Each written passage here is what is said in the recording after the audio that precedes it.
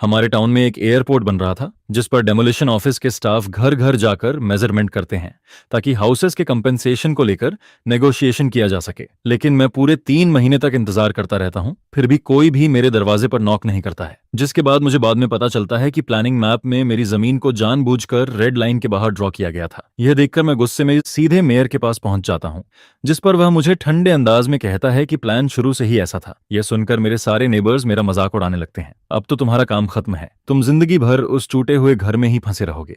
यह सुनकर भी मैं एक शब्द नहीं बोलता हूं। इसके बाद मैं अपनी आधी जिंदगी की सेविंग्स निकाल लेता हूं और साथ ही लोन लेकर किसी तरह 10 मिलियन इकट्ठा करता हूं। फिर आधे साल बाद वही पुराना घर एक 10 फ्लोर बिल्डिंग में बदल जाता है, जिसके एंट्रेंस पर सिनेक्लाउड होटल का बड़ा साइन लटका होता है, जिस पर नॉन सी कस्टमर्स नॉट अलाउड लिखा हुआ बोर्ड पूरे एयरपोर्ट के आसपास की सबसे ज्यादा अटेंशन खींचने वाली चीज बन जाता है। जब एयरपोर्ट कंस्ट्रक्शन की खबर फैलती है तब हमारा अनिंग टाउन नाम का प्लेस पहले जैसा शांत नहीं रह पाता है, जिसके बाद कंपेंसेशन और रिसेटलमेंट हाउसिंग टाउन के लोगों के बीच हमेशा चर्चा का टॉपिक बना रहता है। व्हाइट वंस जिन पर डेमोलिशन ऑफिस लिखा हुआ होता है वे टाउन की कच्ची सड़कों पर लगातार आती जाती रहती हैं। वहीं स्टाफ हाथों में टेप मेजर और नोटबुक्स लेकर घर घर जाते हैं, मेजरमेंट करते हैं, रजिस्ट्रेशन करते हैं और नेगोशिएशन भी करते रहते हैं। मेरा घर टाउन के सबसे ईस्ट साइड में बना हुआ थोड़ा पुराना 2 स्टोरी बिल्डिंग होता है। मेरे पेरेंट्स बहुत पहले गुजर चुके थे, जिसके बाद घर में सिर्फ मैं अकेला ही बचा था। उस दिन डेमोलिशन ऑफिस की कार मेरे घर के सामने से बिना रुके निकल जाती है,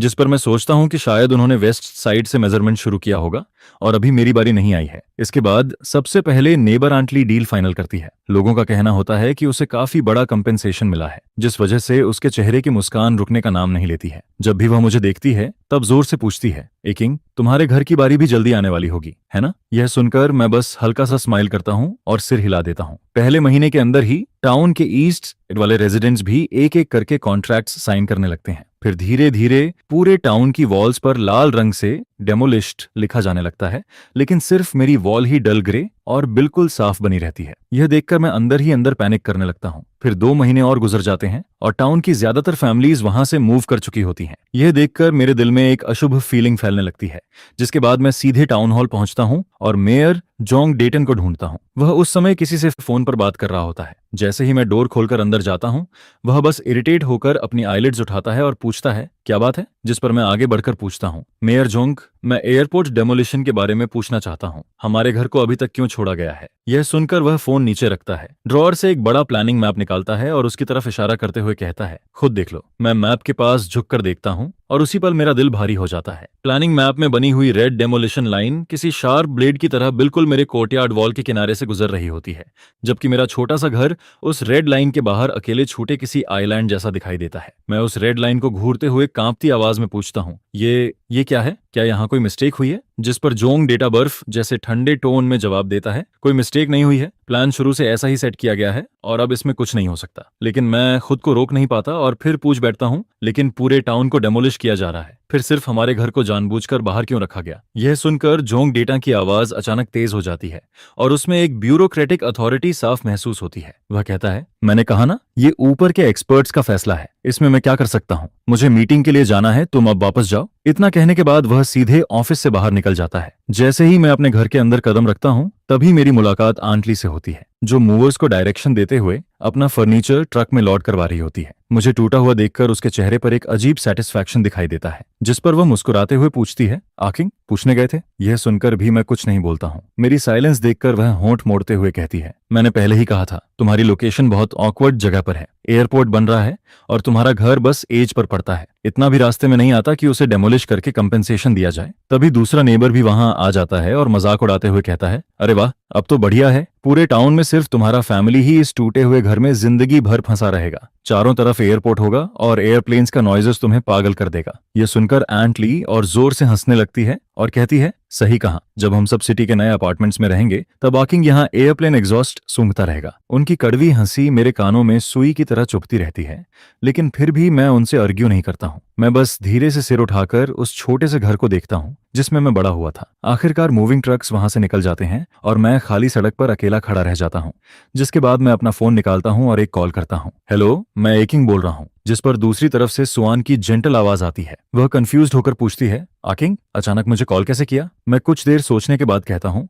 मुझे लोन के बारे में तुमसे कंसल्ट करना है। सुआन मेरी चाइल्डहुड फ्रेंड होती है। उसने कॉलेज में फाइनेंस पढ़ा था और अब सिटी के एक बैंक में अकाउंट मैनेजर की जॉब करती है। मेरी बात सुनते ही वह शॉक्ड होकर पूछती है, लोन आचिंग क्या हुआ, सब ठीक है ना, क्या ना? जिस पर मैं शांत आवाज में जवाब देता हूँ, कुछ नहीं हुआ, मैं बस अपने पुराने घर को रेनोवेट करना चाहता हूँ। यह सुनकर सुआन और भी ज्यादा कंफ्यूज्ड हो जाती है। वह कहती है, रेनोवेट? मैंने सुना है तुम्हारे टाउन में एयरपोर्ट बन रहा है, वहां तो सब डेमोलिश हो रहा है ना? जिस पर मैं उसे पूरी सिचुएशन ब्रीफली एक्सप्लेन करता हूँ। मेरा घर डेमोलिशन जोन में नहीं आता है। कुछ देर तक फोन पर साइलेंस छा जाता है। फिर सुआन हल्के गुस्से में कहती है, ये तो साफ बलिंग है। कोई जोनिंग मैप इतनी परफेक्टली कोइंसिडेंस से तुम्हारे घर को कैसे छोड़ सकता है? मैं शांत आवाज में जवाब देता हूँ, अब ये कोइंसिडेंस था या नहीं इससे फर्क नहीं पड़ता।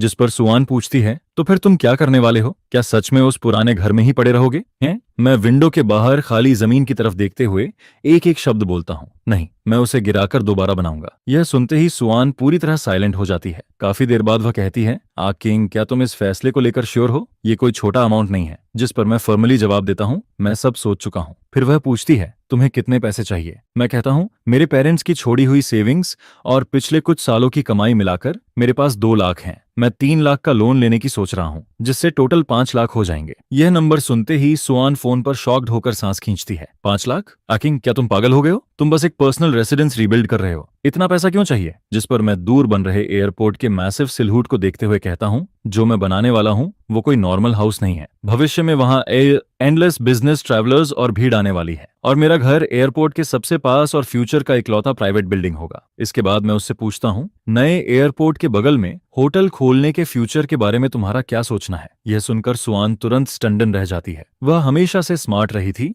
इसलिए मेरी इंटेंशन तुरंत समझ जाती है। फिर शॉक्ड होकर कहती है, होटल? तुम होटल खोलना चाहते हो? आकिंग, ये बहुत बड़ा स्टेप है। क्या तुम्हें बिजनेस चलाना आता है? क्या तुम्हारे पास कनेक्शंस हैं? इसमें रिस्क बहुत ज्यादा है। उसकी चिंता सुनकर मैं उससे वापस पूछता हूँ, ज्यादा रिस्की क्या है? ये करना या फिर उस अनवांटेड टूटे हुए घर को पकड़कर बैठे रहना और एयरप्लेन्स के नॉइजेस के बीच धीरे धीरे उसे सड़ते हुए देखना? मेरी बात सुनकर सुआन चिंता भरे टोन में कहती है, लेकिन 3 लाख कोई छोटा अमाउंट नहीं है, और मॉर्गेज के लिए तुम्हारे पुराने घर की अप्राइसल शायद इनफ भी ना हो। ऊपर से तुम्हारे पास इनकम प्रूफ भी नहीं है। लेकिन उसके बोलने से पहले ही मैं उसे बीच में रोक देता हूँ। मुझे पता है, इसलिए तो मैं तुम्हारे पास आया हूँ। तुम प्रोफेशनल हो, मेरे लिए कोई रास्ता निकालो। असल में मुझे भी पता होता है कि मैं उसके लिए चीजें मुश्किल बना रहा हूँ, लेकिन मेरे पास और कोई रास्ता नहीं बचा था, क्योंकि यही मेरी फेट बदलने का इकलौता मौका होता है जिसे मैं पकड़ सकता था। जिस पर सुआन लंबी सांस छोड़ते हुए कहती है, आकिंग, तुम पहले जैसे ही हो। जब तक चुप रहते हो सब ठीक रहता है, लेकिन जैसे ही बोलते हो लोगों की जान निकाल देते हो। फिर वह आगे कहती है, ऐसा करो, कल अपने प्रॉपर्टी डीड और बाकी डॉक्यूमेंट्स लेकर मेरे ऑफिस आ जाओ। मैं तुम्हारी फाइल्स चेक करके देखती हूँ कि हम कौन कौन से चैनल्स यूज कर सकते हैं। जिस पर सुआन आगे कहती है,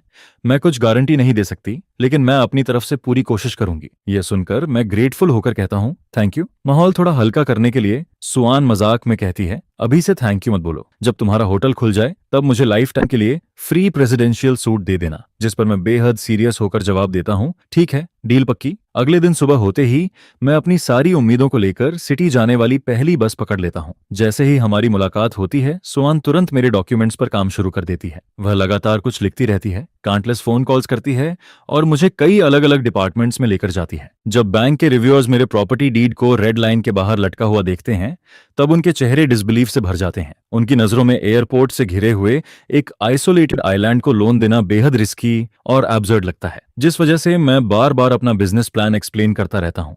लेकिन मेरे काम और थोड़ा इंट्रोवर्टेड पर्सनालिटी को देखकर उनकी आंखों में सिर्फ डाउट ही दिखाई देता है। उस दौरान कई बार ऐसा मोमेंट आता है जब मुझे लगता है कि अब मैं और ज्यादा होल्ड नहीं कर पाऊंगा। लेकिन अच्छी बात यह होती है कि सुआन हर समय मेरे साथ खड़ी रहती है और लगातार मुझे एनकरेज करती रहती है। वह सिर्फ मेरा बिजनेस प्लान परफेक्ट नहीं करवाती, बल्कि मुझे हैंड टू हैंड ये भी सिखाती है कि बैंकर से कैसे बात करनी है। यहाँ तक कि वह अपने पर्सनल कनेक्शंस भी यूज करती है और ब्रांच लीडर्स को डिनर पर इनवाइट तक करती है। एक हफ्ते बाद जब मैं लगभग डिस्पेयर में डूब चुका होता हूँ, तभी सुआन का अचानक फोन आता है। दूसरी तरफ उसकी आवाज काफी एग्जॉस्टेड लग रही होती है, लेकिन उसमें एक्साइटमेंट भी साफ सुनाई देती है। जिस पर वह कहती है, एकिंग हो गया? यह सुनते ही मैं एक्साइटेड होकर पूछता हूँ, सच में? जिस पर सुआन भी एक्साइटेड आवाज में कहती है, हाँ हाँ सच में, 3 लाख एक हफ्ते के अंदर तुम्हारे अकाउंट में ट्रांसफर हो जाएंगे। मैंने बैंक प्रेसिडेंट के सामने तुम्हारे प्रोजेक्ट को इस साल का इनोवेटिव पायलट प्रोजेक्ट बताकर कन्विंस किया है। यह सुनकर मैं काफी देर तक फोन पकड़े रहता हूँ, लेकिन मेरे मुंह से एक शब्द भी नहीं निकलता है। अचानक मेरी आंखों में आंसू भर आते हैं, जिस पर मैं ग्रैटिट्यूड से भरी आवाज में कहता हूँ, स्वान थैंक यू। यह सुनकर वह मुस्कुराते हुए जवाब देती है, मेरे साथ इतना फॉर्मल मत बनो। मैं तुरंत कहता हूँ, जैसे ही पैसे मिलेंगे मैं तुम्हें डिनर ट्रीट दूंगा। लेकिन स्वान हंसते हुए कहती है, डिनर रहने दो, बस जल्दी से अपना होटल बना लो।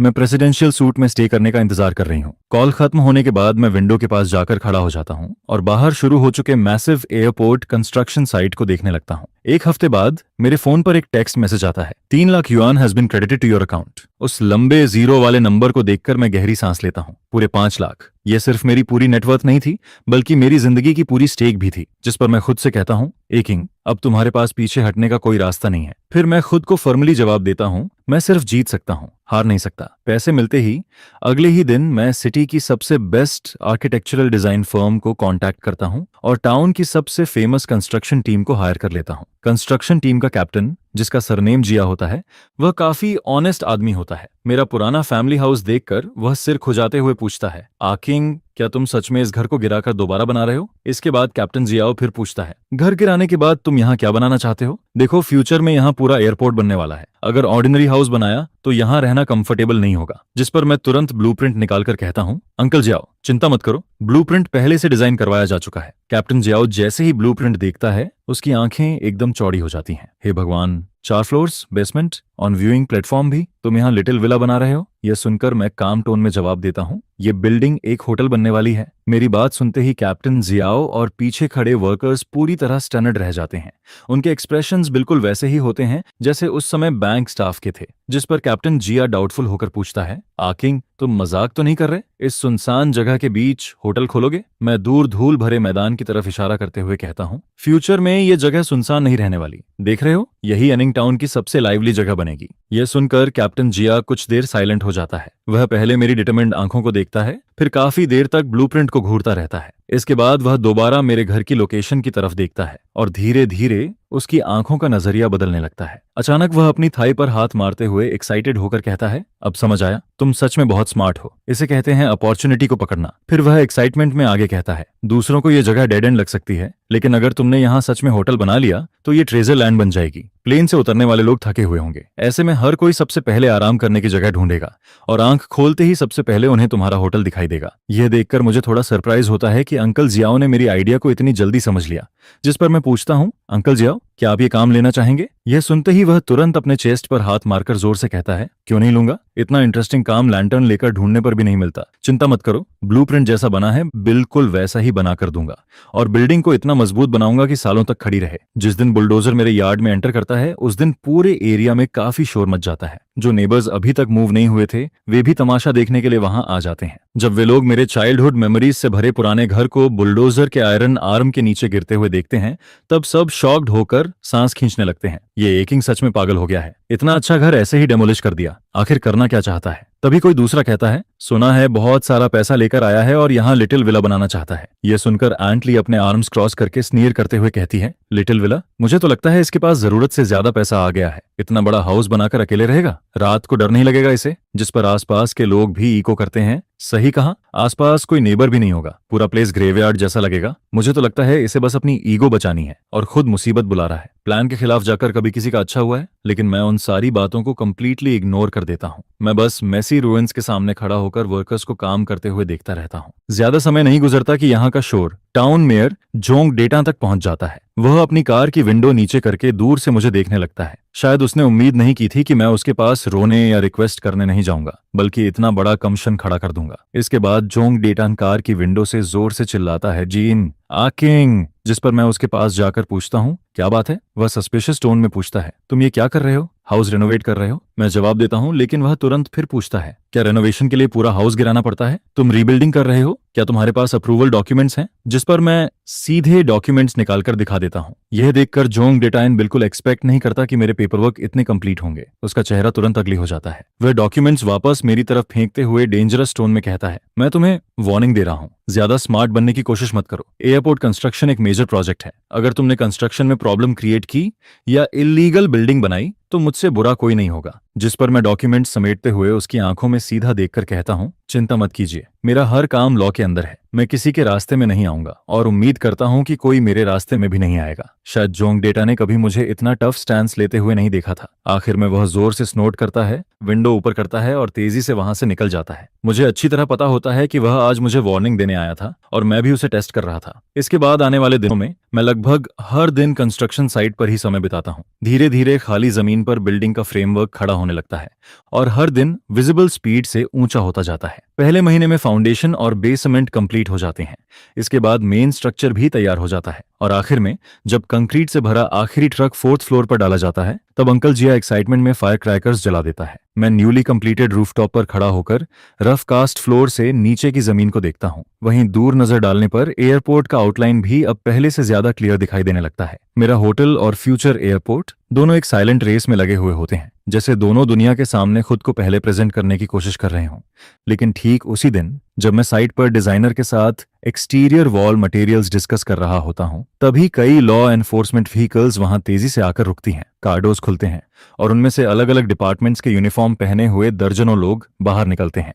उन सबके आगे एक मिडिल एज्ड आदमी चल रहा होता है, जबकि उसके पीछे जोंग डेटान खड़ा हल्की स्नीर के साथ मुझे देख रहा होता है। वह मिडिल एज्ड आदमी सख्त आवाज में पूछता है, यहाँ का पर्सन इंचार्ज कौन है? जिस पर मैं आगे बढ़कर जवाब देता हूँ, मैं हूँ। फिर मैं उसे अपना आईडी वेव करते हुए देखता हूँ और वह कहता है, हम जॉइंट लॉ एनफोर्समेंट टीम से हैं। हमें रिपोर्ट्स मिली हैं कि यहाँ सीरियस इलीगल कंस्ट्रक्शन प्रैक्टिसेस चल रही हैं, साथ ही मैसिव सेफ्टी हैजर्ड्स और एनवायरमेंटल पोल्यूशन भी है। यह सुनते ही मेरा दिल भारी हो जाता है, क्योंकि मुझे समझ आ जाता है कि ट्रबल आखिरकार पहुंच चुका है। वहीं दूसरी तरफ जोंग डेटा बिना कुछ बोले साइड में खड़ा रहता है, लेकिन उसके चेहरे की ग्लोटिंग स्माइल सब कुछ साफ बता रही होती है। उनका सामना करते हुए मैं काम टोन में कहता हूँ, हमारे सारे प्रोसीजर्स पूरी तरह लीगल हैं और कंस्ट्रक्शन भी नेशनल स्टैंडर्ड्स के हिसाब से हो रहा है। लेकिन वह मिडिल एज्ड आदमी तुरंत कोल्ड टोन में जवाब देता है, लीगल है या नहीं ये तुम डिसाइड नहीं करोगे, पूरी जगह थरोली सर्च करो, हर कॉर्नर चेक करो और कुछ भी मिस मत करना। उसके इतना कहते ही पीछे खड़े लोग तुरंत अलग अलग डायरेक्शंस में फैल जाते हैं और पूरे कंस्ट्रक्शन साइट में घुस जाते हैं। कुछ लोग फायर सेफ्टी चेक करने लगते हैं, कुछ नॉइज लेवल मेजर करते हैं, कुछ एयर सैंपल्स लेते हैं, जबकि कुछ लोग कंस्ट्रक्शन लॉग्स पलटने लगते हैं। यह देखकर अंकल जियाओ और वर्कर्स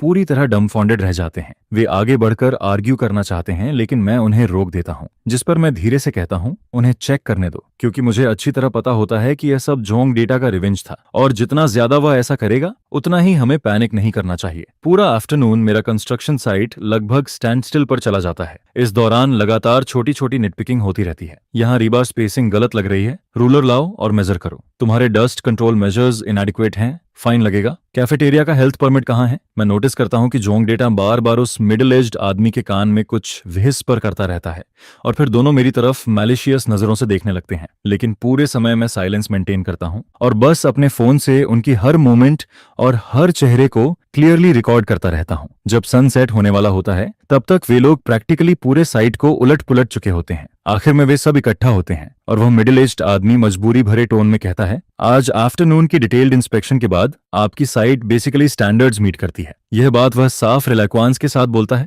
और यह सुनकर आखिरकार मेरे दिल को थोड़ी राहत मिलती है, क्योंकि जिस दिन मैंने होटल बनाने का फैसला लिया था उसी दिन से मैंने हर डिटेल को एक्सट्रीम लेवल तक परफेक्ट रखा था। मैंने सबसे बेस्ट सुपरविजन कंपनी हायर की थी और हर बैच मटेरियल के लिए सर्टिफिकेट ऑफ कंफर्मिटी भी कंपलसरी रखा था। कंस्ट्रक्शन का हर स्टेप स्ट्रिक्टली ब्लूप्रिंट के हिसाब से फॉलो किया गया था। मेरा गोल शुरू से सिर्फ एक फ्लॉलेस स्ट्रक्चर बनाना था जिसमें कोई भी फॉल्ट आउट ना निकाल सके। यह देखकर जोंग डेटा का चेहरा और अगली हो जाता है। शायद उसने एक्सपेक्ट नहीं किया था कि मेरे जैसा 20s का यंग आदमी इतनी फ्लॉलेसली काम करेगा। लेकिन तभी वह मिडिल एज्ड आदमी अचानक टोन बदलते हुए कहता है, लेकिन क्योंकि आपकी साइट की एयरपोर्ट प्रोजेक्ट के बिल्कुल पास है, सिचुएशन स्पेशल हो जाती है। इसलिए सेफ्टी इंश्योर करने के लिए हमने फैसला लिया है कि आपकी कंस्ट्रक्शन को एक हफ्ते के लिए हल्ट किया जाएगा ताकि कॉम्प्रिहेंसिव सेल्फ इंस्पेक्शन हो सके। यह सुनते ही अंकल जियाओ खुद को रोक नहीं पाता और गुस्से में चिल्ला उठता है, किस आधार पर? यहाँ कोई प्रॉब्लम ही नहीं है, फिर वर्क हल्ट क्यों होगा? जिस पर वह मिडिल एज्ड आदमी तुरंत सख्त चेहरा बनाकर कहता है, ये ऑन मर्डर है, अगर कंप्लाई नहीं किया तो कंस्ट्रक्शन परमिट रिवोक कर दिया जाएगा। लेकिन उसके ग्रीसी और एरोगेंट चेहरे को देखते हुए मैं कामली कहता हूँ, मेयर जोंग, मेरे पास municipal housing bureau, fire department और एनवायरमेंटल प्रोटेक्शन ब्यूरो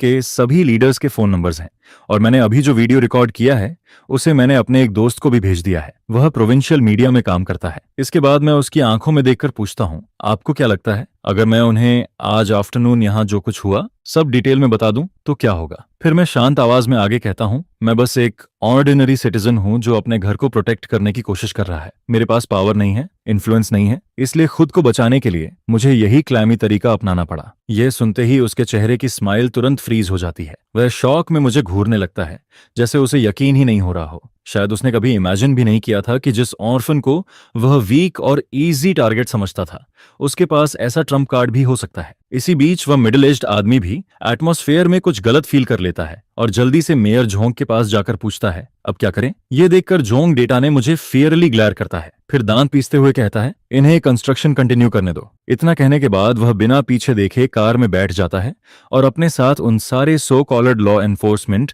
ऑफिसर्स को लेकर वहां से जल्दी निकल जाता है। उनके जाते ही कंस्ट्रक्शन साइट पर इंस्टेंटली चीयर्स गूंजने लगते हैं। अंकल जियाओ और वर्कर्स सभी मुझे थम्स अप देते हैं और कहते हैं, आकिंग कमाल कर दिया। लेकिन असल में सिर्फ मुझे पता होता है कि मैंने जो अभी कहा था वह आधा सच और आधा झूठ था। मैंने वीडियो तो सच में रिकॉर्ड किया था, लेकिन मीडिया वाला फ्रेंड पूरी तरह फेक था। मैं बस इस बात पर बेट लगा रहा था कि जोंग डेटांग गिल्टी कॉन्शियंस की वजह से चीजों को ज्यादा बड़ा नहीं होने देगा, और मैं वो बेट जीत जाता हूं। लेकिन साथ ही मुझे यह भी पता होता है कि वह इतनी आसानी से हार मानने वाला नहीं है। जिस पर मैं दूर सिटी लाइट्स को देखते हुए अपना फोन निकालता हूं। हेलो स्वान। फिर मैं हैवी टोन में कहता हूं, मुझे लगता है मैं बहुत बड़े ट्रबल में फंस चुका हूं। सुआन मेरी पूरी बात पेशेंटली सुनती रहती है। आफ्टरनून में जो कुछ हुआ था वह सब सुनने के बाद काफी देर तक साइलेंस छाया रहता है, जिस पर मैं थोड़ा हेजिटेंट होकर पूछता हूं, हेलो सुआन, क्या तुम अभी भी लाइन पर हो? उसकी आवाज काफी टायर्ड लग रही होती है, लेकिन साथ ही काम भी। वह धीरे से कहती है, मैं हूं, पहले पैनिक मत करो। जिस पर मैं जवाब देता हूं, मैं पैनिक नहीं कर रहा, मैं बस जानना चाहता हूं कि अब मुझे आगे क्या करना चाहिए। यह सुनकर सुआन दूसरी तरफ से एनालाइज करते हुए कहती है, अगर तुम उसके टेरिटरी में जाकर सीधे उससे भिड़ोगे तो हमेशा डिसएडवांटेज में रहोगे। हमें अप्रोच बदलनी होगी। मैं तुरंत पूछता हूं, कैसी अप्रोच? जिस पर सुआन कहती है, आर्ट ऑफ वॉर में कहा गया है, बैटल में डायरेक्टली एंगेज करो, लेकिन जीत सरप्राइजर से हासिल करो। फिर वह आगे समझाती है, अभी तुम्हारे सारे प्रोसीजर्स लीगल और कंप्लायंट हैं, यही तुम्हारा डायरेक्ट एंगेजमेंट है। जुंग दातिन तुम्हें फॉल्ट्स ढूंढना चाहता है, लेकिन ढूंढ नहीं पा रहा, इसलिए वह अंडरहैंडेड टैक्टिक्स यूज कर रहा है। अब हमें ऐसा सरप्राइज अटैक करना होगा जिसकी उसे बिल्कुल उम्मीद ना हो। मैं सुआन की एनालिसिस को क्वाइटली सुनता रहता हूं और धीरे धीरे मेरे क्योटिक थॉट्स क्लियर होने लगते हैं। जिस पर मैं पूछता हूं, ये सरप्राइज अटैक क्या है? सुआन एक एक शब्द पर जोर देते हुए जवाब देती है, Anning international airport project itself. यह सुनकर मैं कुछ पल के लिए स्टंट रह जाता हूं। फिर वह आगे कहती है, तुम्हारे फ्यूचर होटल की कोर कॉम्पिटिटिवनेस क्या है? उसकी यूनिक ज्योग्राफिकल लोकेशन और एयरपोर्ट से जीरो डिस्टेंस। इसलिए अब तुम्हें सिर्फ अन्निंग टाउन की इस छोटी सी जमीन तक खुद को लिमिट नहीं रखना चाहिए और ना ही जोंग डेटा जैसे जंपिंग क्लाउन पर फोकस करना चाहिए। वह सीरियस टोन में आगे कहती है, तुम्हें अपना पर्सपेक्टिव एयरपोर्ट प्रोजेक्ट के लेवल तक उठाना होगा। तुम्हें ऐसा तरीका ढूंढना होगा जिससे एयरपोर्ट प्रोजेक्ट टीम तुम्हें अपना आदमी समझने लगे। सुआन की बातें किसी लाइटनिंग बोल्ट की तरह मेरे दिमाग में गिरती हैं और मेरी आंखों के सामने छाया फॉग इंस्टेंटली क्लियर होने लगता है। आखिरकार मुझे समझ आता है कि जोंग डेटा ने मुझे इतनी रेकलेसली बुली क्यों कर पा रहा था, क्योंकि उसकी नजरों में मैं सिर्फ एक वीक आइसोलेटेड इंडिविजुअल था। लेकिन अगर मैं खुद को एयरपोर्ट जैसे मैसिव एंटिटी के साथ टाई कर दूं, तब जोंग डेटन को मुझे छूने से पहले कंसीक्वेंसेस के बारे में सोचना पड़ेगा। लेकिन फिर भी मैं कंफ्यूज्ड होकर पूछता हूं, लेकिन मैं खुद को उनसे कनेक्ट कैसे करूं? एयरपोर्ट प्रोजेक्ट प्रोविंशियल और म्यूनिसिपल लेवल का की इनिशिएटिव है। वहां के लीडर्स बहुत हाई रैंकिंग हैं। मैं तो उनके पास पहुंच भी नहीं सकता। यह सुनकर सुआन हल्का चकल करती है और कहती है, किसने कहा कि तुम्हें सीधे टॉप लीडर्स तक पहुंचना है? फिर वह पूछती है, ए किंग, क्या तुम अपना सबसे बड़ा एडवांटेज भूल गए? मैं कंफ्यूज्ड होकर पूछता हूं, मेरा एडवांटेज? जिस पर सुआन जल्दी से एक्सप्लेन करती है, तुम्हारा कंस्ट्रक्शन साइट अभी अन्निंग टाउन की वो अकेली जगह है जहां एयरपोर्ट साइट के अलावा इतने सारे वर्कर्स इकट्ठा हैं। एयरपोर्ट साइट पर हजारों वर्कर्स होंगे। वे अपना खाना कहाँ खाते हैं, अकोमोडेशन कैसे मैनेज करते हैं, डेली स्पेंडिंग कहाँ करते हैं? फिर वह आगे कहती है, जहां तक मुझे पता है, कंस्ट्रक्शन जल्दी खत्म करने के लिए वहां क्लोज्ड ऑफ मैनेजमेंट लागू किया गया है। वर्कर्स की जिंदगी काफी बोरिंग और इनकन्वीनियंट हो चुकी होगी और तुम उनके बिल्कुल पास हो। जैसे ही मैं यह सुनता हूं, मुझे तुरंत उसकी बात समझ आ जाती है। जिस पर मैं जल्दी से पूछता हूं, तुम कहना चाहती हो कि मुझे उनके साथ बिजनेस करना चाहिए? यह सुनकर सुआन की आवाज में एक्साइटमेंट आ जाती है। वह कहती है, सिर्फ बिजनेस नहीं, ये तुम्हारा एयरपोर्ट प्रोजेक्ट में घुसने का सबसे बेस्ट मौका है। तुम अपने करंट साइट का यूज करके टेम्पररी लाइफस्टाइल सर्विस एरिया बना सकते हो, जैसे कन्वीनियंस स्टोर, फूड स्टॉल या ओपन एयर सिनेमा। इसमें इन्वेस्टमेंट ज्यादा नहीं लगेगा, लेकिन एयरपोर्ट वर्कर्स की अर्जेंट नीड्स तुरंत सॉल्व हो जाएंगी। फिर वह सीरियस टोन में आगे कहती है, तुम सिर्फ गुड्स प्रोवाइड नहीं करोगे, तुम कन्वीनियंस और केयर प्रोवाइड करोगे और जब हजारों वर्कर्स तुम्हारे काम को अप्रिशिएट करने लगेंगे, तब सोचो एयरपोर्ट कंस्ट्रक्शन लीडर्स तुम्हें कैसे देखेंगे। इसके बाद वह खुद ही जवाब देती है। वे तुम्हें एक विजनरी और रिस्पॉन्सिबल पार्टनर की तरह देखेंगे, ऐसा अलाई जो उनके पीछे की सारी वरीज कम कर सकता है। और फिर वह आखिरी बात कहती है, उस समय तुम्हारा होटल सिर्फ आइसोलेटेड बिल्डिंग नहीं रहेगा, बल्कि एयरपोर्ट प्रोजेक्ट का सपोर्टिंग सर्विस सेंटर बन जाएगा। तब क्या तुम्हें लगता है कि जोंग डेटा ने अभी की तरह तुम्हें आसानी से ट्रबल दे पाएगा? जिस पर सुआन आगे कहती है, क्या उसे पूरे एयरपोर्ट प्रोजेक्ट के खिलाफ जाने की हिम्मत होगी? यह सुनते ही मैं एक्साइटमेंट में फोन को कसकर पकड़ लेता हूँ। मेरे हाथ हल्के कांपने लगते हैं और काफी देर तक मेरे मुंह से एक शब्द भी नहीं निकलता है। फिर मैं धीरे से कहता हूँ, सुआन, तुम सच में जीनियस हो। यह सुनकर सुआन हल्का स्माइल करते हुए जवाब देती है, मैं जीनियस नहीं हूँ, आइडिया तो तुम्हारा ही था। जो इंसान एयरपोर्ट के बिल्कुल पास होटल बनाने के बारे में सोच सकता है, वह कोई फूल नहीं हो सकता। इसके बाद सुआन मुझे रिमाइंड करवाती है, तुम्हें ये सब जितना जल्दी हो सके शुरू करना होगा। जंग डेटा ने अगला मूव करे उससे पहले हमें अपने सरप्राइज ट्रूप्स डिप्लॉय करने होंगे। जिस पर मैं तुरंत पूछता हूँ, तो मुझे क्या करना चाहिए? सुआन कहती है, अंकल जियाओ को ढूंढो, उसके पास वर्कर्स भी हैं और स्किल्स भी। टेम्परेरी शेड बनाना और फूड स्टॉल शुरू करना उसके लिए पीस ऑफ केक होगा। फिर वह आगे कहती है, सप्लाईज के लिए तुम सीधे सिटी के होलसेल मार्केट को कांटेक्ट कर सकते हो। मैं तुम्हें अपने कुछ क्लाइंट्स के नंबर्स भेज दूंगी, वे रिलायबल लोग हैं। इसके बाद वह सीरियस टोन में जोड़ती है, सबसे इंपॉर्टेंट चीज प्राइस है। खाना अफोर्डेबल होना चाहिए और हर चीज क्लीन और हाइजीनिक भी। हमारा गोल ह्यूज प्रॉफिट कमाना नहीं है, हमें उनका दिल जीतना है। फोन रखने के बाद मुझे ऐसा फील होता है जैसे मेरे शरीर की हर सेल फिर से एनर्जी से भर गई हो। पहले की एग्जॉस्शन और कंफ्यूजन पूरी तरह गायब हो जाती है और उसकी जगह अनप्रेसिडेंटेड फाइटिंग स्पिरिट और होप ले लेती है। मैं उसी रात अंकल जियाओ को ढूंढता हूँ और उसे अपना पूरा आइडिया बताता हूँ। मेरी बात सुनते ही वह अपनी थाई पर हाथ मारकर एक्साइटेड होकर कहता है, यह आइडिया तो कमाल का है। मुझे उन एयरपोर्ट वर्कर्स पर काफी समय से तरस आ रहा था। रोज कैफेटेरिया का खाना खाते खाते उनके मुंह का टेस्ट खत्म हो गया होगा। फिर वह हंसते हुए कहता है, चलो फूड स्टॉल लगाते हैं, बियर रखते हैं, स्केवर्स बनाते हैं, वे लोग खुशी से पागल हो जाएंगे। इसके बाद अंकल जियाओ अपने चेस्ट पर हाथ मारकर मुझे आश्योर करता है, आकिंग चिंता मत करो, ये काम मुझ पर छोड़ दो, कल ही मैं लोगों को लेकर तुम्हारे लिए जमीन लेवल करवाता हूँ। 3 दिन के अंदर बिजनेस स्टार्ट कर देंगे। और सच में अंकल जियाओ की एग्जीक्यूशन मेरी एक्सपेक्टेशन से भी आगे निकल जाती है। सिर्फ 3 दिन बाद स्टील पाइप्स और कलर स्टील टाइल्स से बना हुआ एक बड़ा सा रूडिमेंट्री फूड कोर्ट शेप लेने लगता है। मैं उसका नाम गैस स्टेशन रखता हूँ, जिसका मतलब वर्कर्स को फ्यूल देना भी होता है और खुद को भी मोटिवेशन देना। वहीं दूसरी तरफ जो लोग सीक्रेटली हमें ऑब्जर्व कर रहे थे, वे पूरी तरह कंफ्यूज्ड हो जाते हैं, क्योंकि उन्हें लगा था कि हम होटल बना रहे हैं, लेकिन यहाँ तो टेंट्स और फूड स्टॉल्स तैयार हो रहे थे। जल्द ही गैस स्टेशन ऑफिशियली बिजनेस के लिए ओपन हो जाता है। उस दिन मैं छोटा सा ओपनिंग सेरेमनी भी रखता हूँ। मैं रेड पेपर पर कुछ बड़े कैरेक्टर्स लिखकर एंट्रेंस पर चिपका देता हूँ। ओपनिंग के पहले 3 दिनों तक सभी food and drinks half price. इसके बाद मैं अंकल जियाओ के कुछ वर्कर्स को एयरपोर्ट फैक्ट्री साइड एंट्रेंस पर फ्लायर्स बांटने के लिए भेज देता हूँ। शाम होते होते जब आसमान पूरी तरह डार्क भी नहीं हुआ होता, तभी एयरपोर्ट साइड पर ऑफ वर्क बेल बजती है, जिसके बाद हंड्रेड्स और थाउजेंड्स वर्कर्स टाइड की तरह गेट्स से बाहर निकलने लगते हैं। उनमें से ज्यादातर लोग डस्ट से ढके हुए और पूरी तरह एग्जॉस्टेड दिखाई देते हैं, लेकिन जैसे ही वे हमारी ब्राइटली लिट जगह को देखते हैं और बारबेक्यू व स्टर फ्राई की खुशबू हवा में फैलती हुई महसूस करते हैं, वे सब स्टन्ड रह जाते हैं। कोई क्यूरियस होकर पूछता है, वह जगह क्या है, इतनी लाइवली क्यों लग रही है? दूसरा जवाब देता है, लगता है खाने की जगह है। फिर कोई पूछता है, नाम क्या है इसका? जिस पर जवाब आता है, गैस स्टेशन। इसके बाद कोई एक्साइटेड होकर कहता है, चलो जाकर देखते हैं। हमारा पहला कस्टमर एक काफी यंग लुकिंग लड़का होता है, जिसके चेहरे पर अभी भी चाइल्डिश लुक दिखाई दे रहा होता है। वह हेजिटेंट होकर पूछता है, बॉस यहाँ सच में हाफ प्राइस है? जिस पर मैं स्माइल करते हुए जवाब देता हूँ, हाँ बिल्कुल सच। वह तुरंत कहता है, तो मुझे twice cooked pork over rice दे दो और साथ में 2 एग्स एक्स्ट्रा। मैं तुरंत खुद किचन में जाकर खाना बनाता हूँ और जल्दी से उसे steaming hot generously filled rice serve कर देता हूँ। वह यंग वर्कर उस माउंटेन जैसे पोर्क राइस को घूरने लगता है और उसकी आंखें चमक उठती हैं। जल्द ही दूसरा और तीसरा कस्टमर भी आने लगता है। सिर्फ आधे घंटे के अंदर पूरा गैस स्टेशन लोगों से भर जाता है। वर्कर्स ग्रुप्स में बैठते हैं, डिशेस ऑर्डर करते हैं, बियर के केसेस खोलते हैं और पूरे दिन साइट पर दबे हुए इमोशंस, अल्कोहल और गुड फूड के साथ बाहर निकलने लगते हैं। जो जगह पहले कंप्लीटली एम्प्टी और डेड साइलेंट थी, वही अब वाइब्रेंट नॉइज और लाइवली एटमॉस्फेयर से भर उठती है। वहीं अंकल जियाओ और उसके वर्कर्स भी एक टेबल पर बैठे बियर पीते पीते चेहरे तक लाल कर चुके होते हैं और यह मेरे पूरे प्लान का सक्सेसफुल फर्स्ट स्टेप बन जाता है। इसके बाद आने वाले दिनों में गैस स्टेशन का बिजनेस लगातार बूमिंग होने लगता है। धीरे धीरे मेरा गैस स्टेशन एयरपोर्ट वर्कर्स की बोरिंग कंस्ट्रक्शन साइट लाइफ का इकलौता कंफर्ट और पैराडाइजेस बन जाता है। लेकिन एक दिन कुछ लोग अचानक अंदर आते हैं। उन्हें देखते ही वहां खाना खा रहे वर्कर्स तुरंत फ्राउन करने लगते हैं, क्योंकि उनके एक्सप्रेशंस देखकर साफ पता चल रहा होता है कि वे ट्रबल क्रिएट करने आए हैं।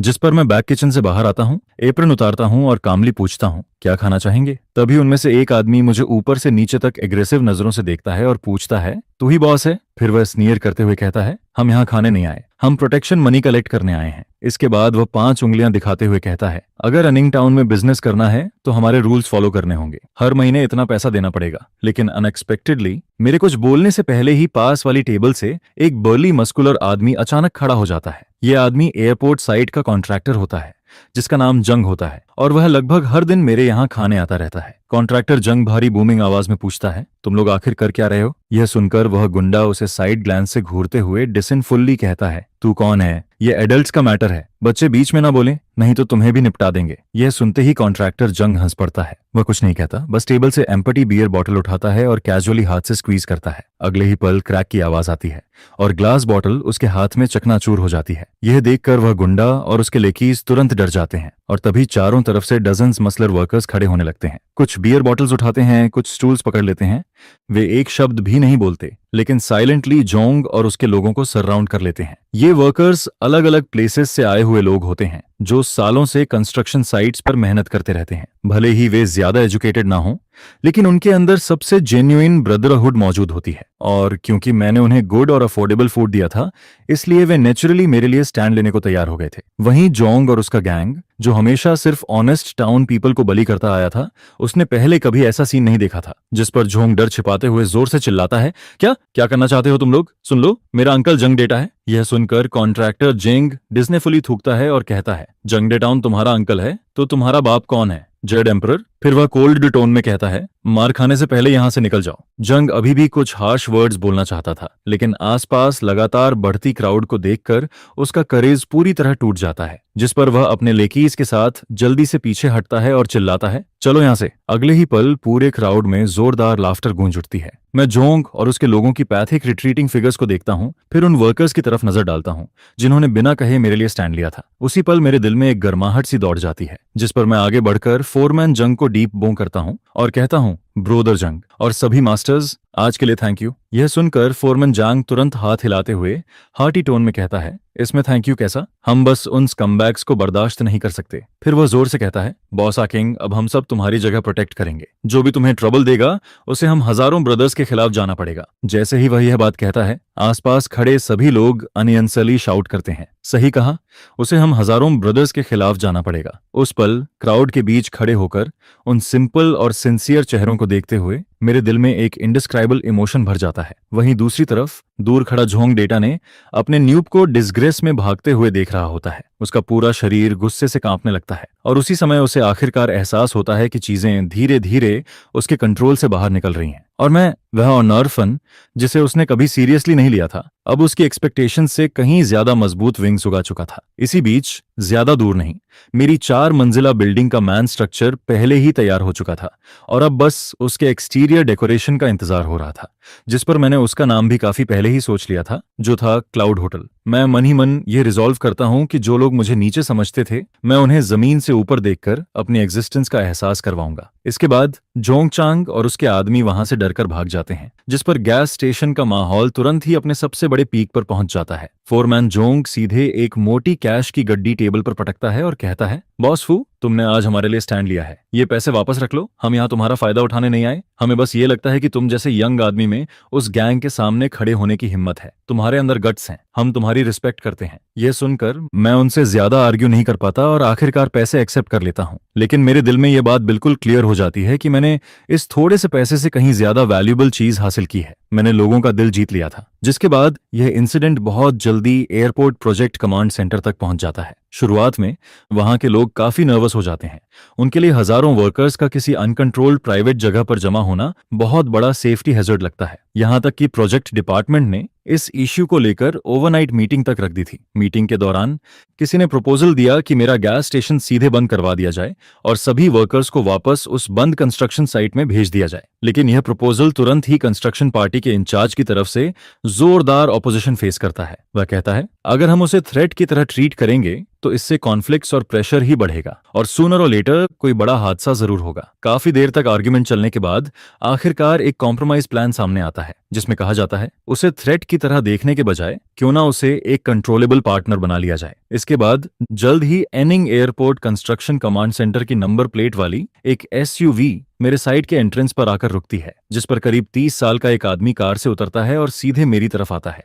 फिर वह पॉलिटली पूछता है, एक्सक्यूज मी, क्या आप बॉस फू हैं? मैं उसे थके हुए चेहरे से देखता हूं और जवाब देता हूं, हाँ मैं ही हूं। जिस पर वह अपना हाथ आगे बढ़ाकर कहता है, हेलो, मेरा नाम चिंशो है। मैं एयरपोर्ट प्रोजेक्ट के लॉजिस्टिक्स डिपार्टमेंट का डिप्टी डायरेक्टर हूं। क्या मैं आपसे थोड़ी बात कर सकता हूं? मैं कुछ देर हेजिटेट करता हूं, लेकिन फिर उसके साथ गैस स्टेशन की एक खाली टेबल पर बैठ जाता हूं, जिसके बाद मैं उसे हर्बल टी का एक कप डालकर पूछता हूं, डायरेक्टर चिन, बताइए मैं आपके लिए क्या कर सकता हूं? जो हल्की स्माइल के साथ कहता है, बॉस फू, नर्वस मत होइए, मैं आज यहाँ ट्रबल क्रिएट करने नहीं आया हूँ, मैं आपसे बिजनेस कोऑपरेशन की बात करने आया हूँ। यह सुनकर मैं पूरी तरह स्टनड रह जाता हूँ और तुरंत पूछता हूँ, कोऑपरेशन? जिस पर चो अपने ग्लासेस ठीक करते हुए सीधे मुद्दे पर आता है और कहता है, यस, हमारे कमांड सेंटर ने आपकी सिचुएशन रिव्यू की है और हम सब इस बात पर अग्री हैं कि आपका गैस स्टेशन एयरपोर्ट प्रोजेक्ट की स्टडी प्रोग्रेस में बहुत पॉजिटिव कंट्रीब्यूशन दे रहा है। आपने वर्कर्स को इतना अच्छा रिक्रिएशनल स्पेस दिया है, इसके लिए हम आपके बहुत ग्रेटफुल हैं। यह सुनकर मैं थोड़ा ऑफ गार्ड हो जाता हूँ, क्योंकि मैंने तो पहले यही सोचा था कि वो लोग किसी दिन मुझे दबाने या ट्रबल देने जरूर आएंगे।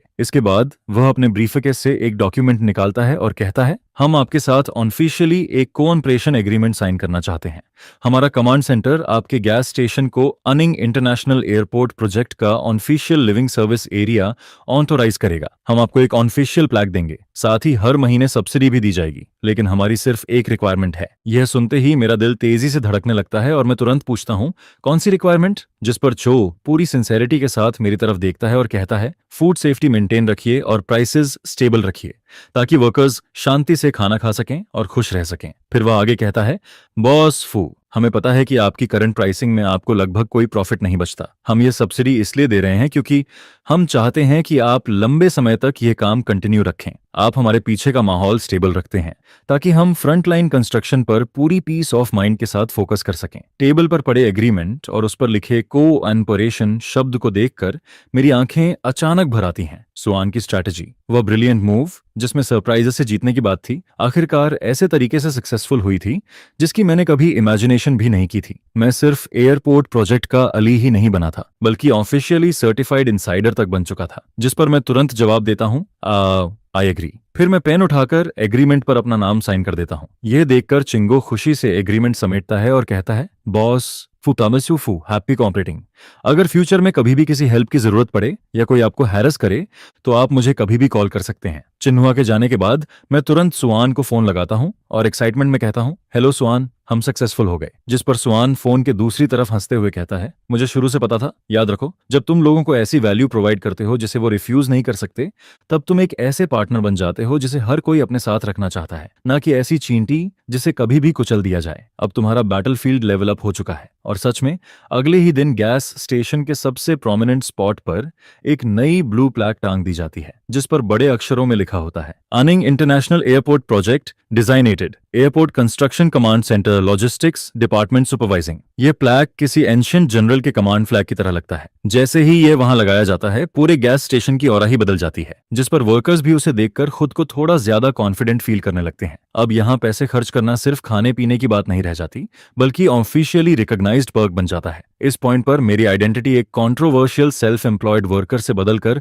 लीजिटिमेट रेड हैट मर्चेंट बन जाती है। मैं साफ फील करता हूं कि जोंग डकियन के हर जगह मौजूद रहने वाले लोग इस प्लैक को देखने के बाद काफी रेस्ट्रेंट हो गए हैं। कम से कम अगले एक हफ्ते तक कोई हैरेसमेंट इंसिडेंट नहीं होता और कंस्ट्रक्शन साइट के साथ गैस स्टेशन भी एक रेयर पीस पीरियड एंजॉय करता है। लेकिन मैं जानता था कि यह सिर्फ स्टॉर्म आने से पहले की शांति है, क्योंकि जुंग दातेन जैसा आदमी इतनी आसानी से चीजें छोड़ने वालों में से नहीं था। और फिर ठीक एक हफ्ते बाद ट्रबल एक बिल्कुल अनएक्सपेक्टेड तरीके से क्वाइटली पहुंच जाता है। उस सुबह पॉक डिलीवरी करने वाला ट्रक ड्राइवर ओल्ड ली मेरे पास बहुत बिटर फेस के साथ आता है और कहता है, बॉस फू सॉरी, शायद मैं आज मीट डिलीवर नहीं कर पाऊंगा। यह सुनते ही मेरा दिल धक से रह जाता है और मैं तुरंत पूछता हूँ, क्या हुआ मास्टर ली? जिस पर ओल्ड ली सिगरेट जलाता है, लंबा कश लेता है और भारी साई छोड़ते हुए कहता है, मत पूछो, आज सुबह गुड्स लेने गया था, लेकिन रास्ते में टाउन ट्रांसपोर्ट एडमिनिस्ट्रेशन वालों ने रोक लिया। वो कह रहे थे कि मैंने रूल्स ब्रेक किए हैं, इसलिए फाइन लगेगा और ट्रक इंपाउंड होगा, जबकि मेरा ट्रक अपनी हाफ लोड कैपेसिटी तक कैरी नहीं कर रहा था। मैंने उनसे आर्ग्यू किया, लेकिन उन्होंने सीधा 10,000 का फाइन मांगा, वरना ट्रक 1 महीने के लिए जब्त कर देते।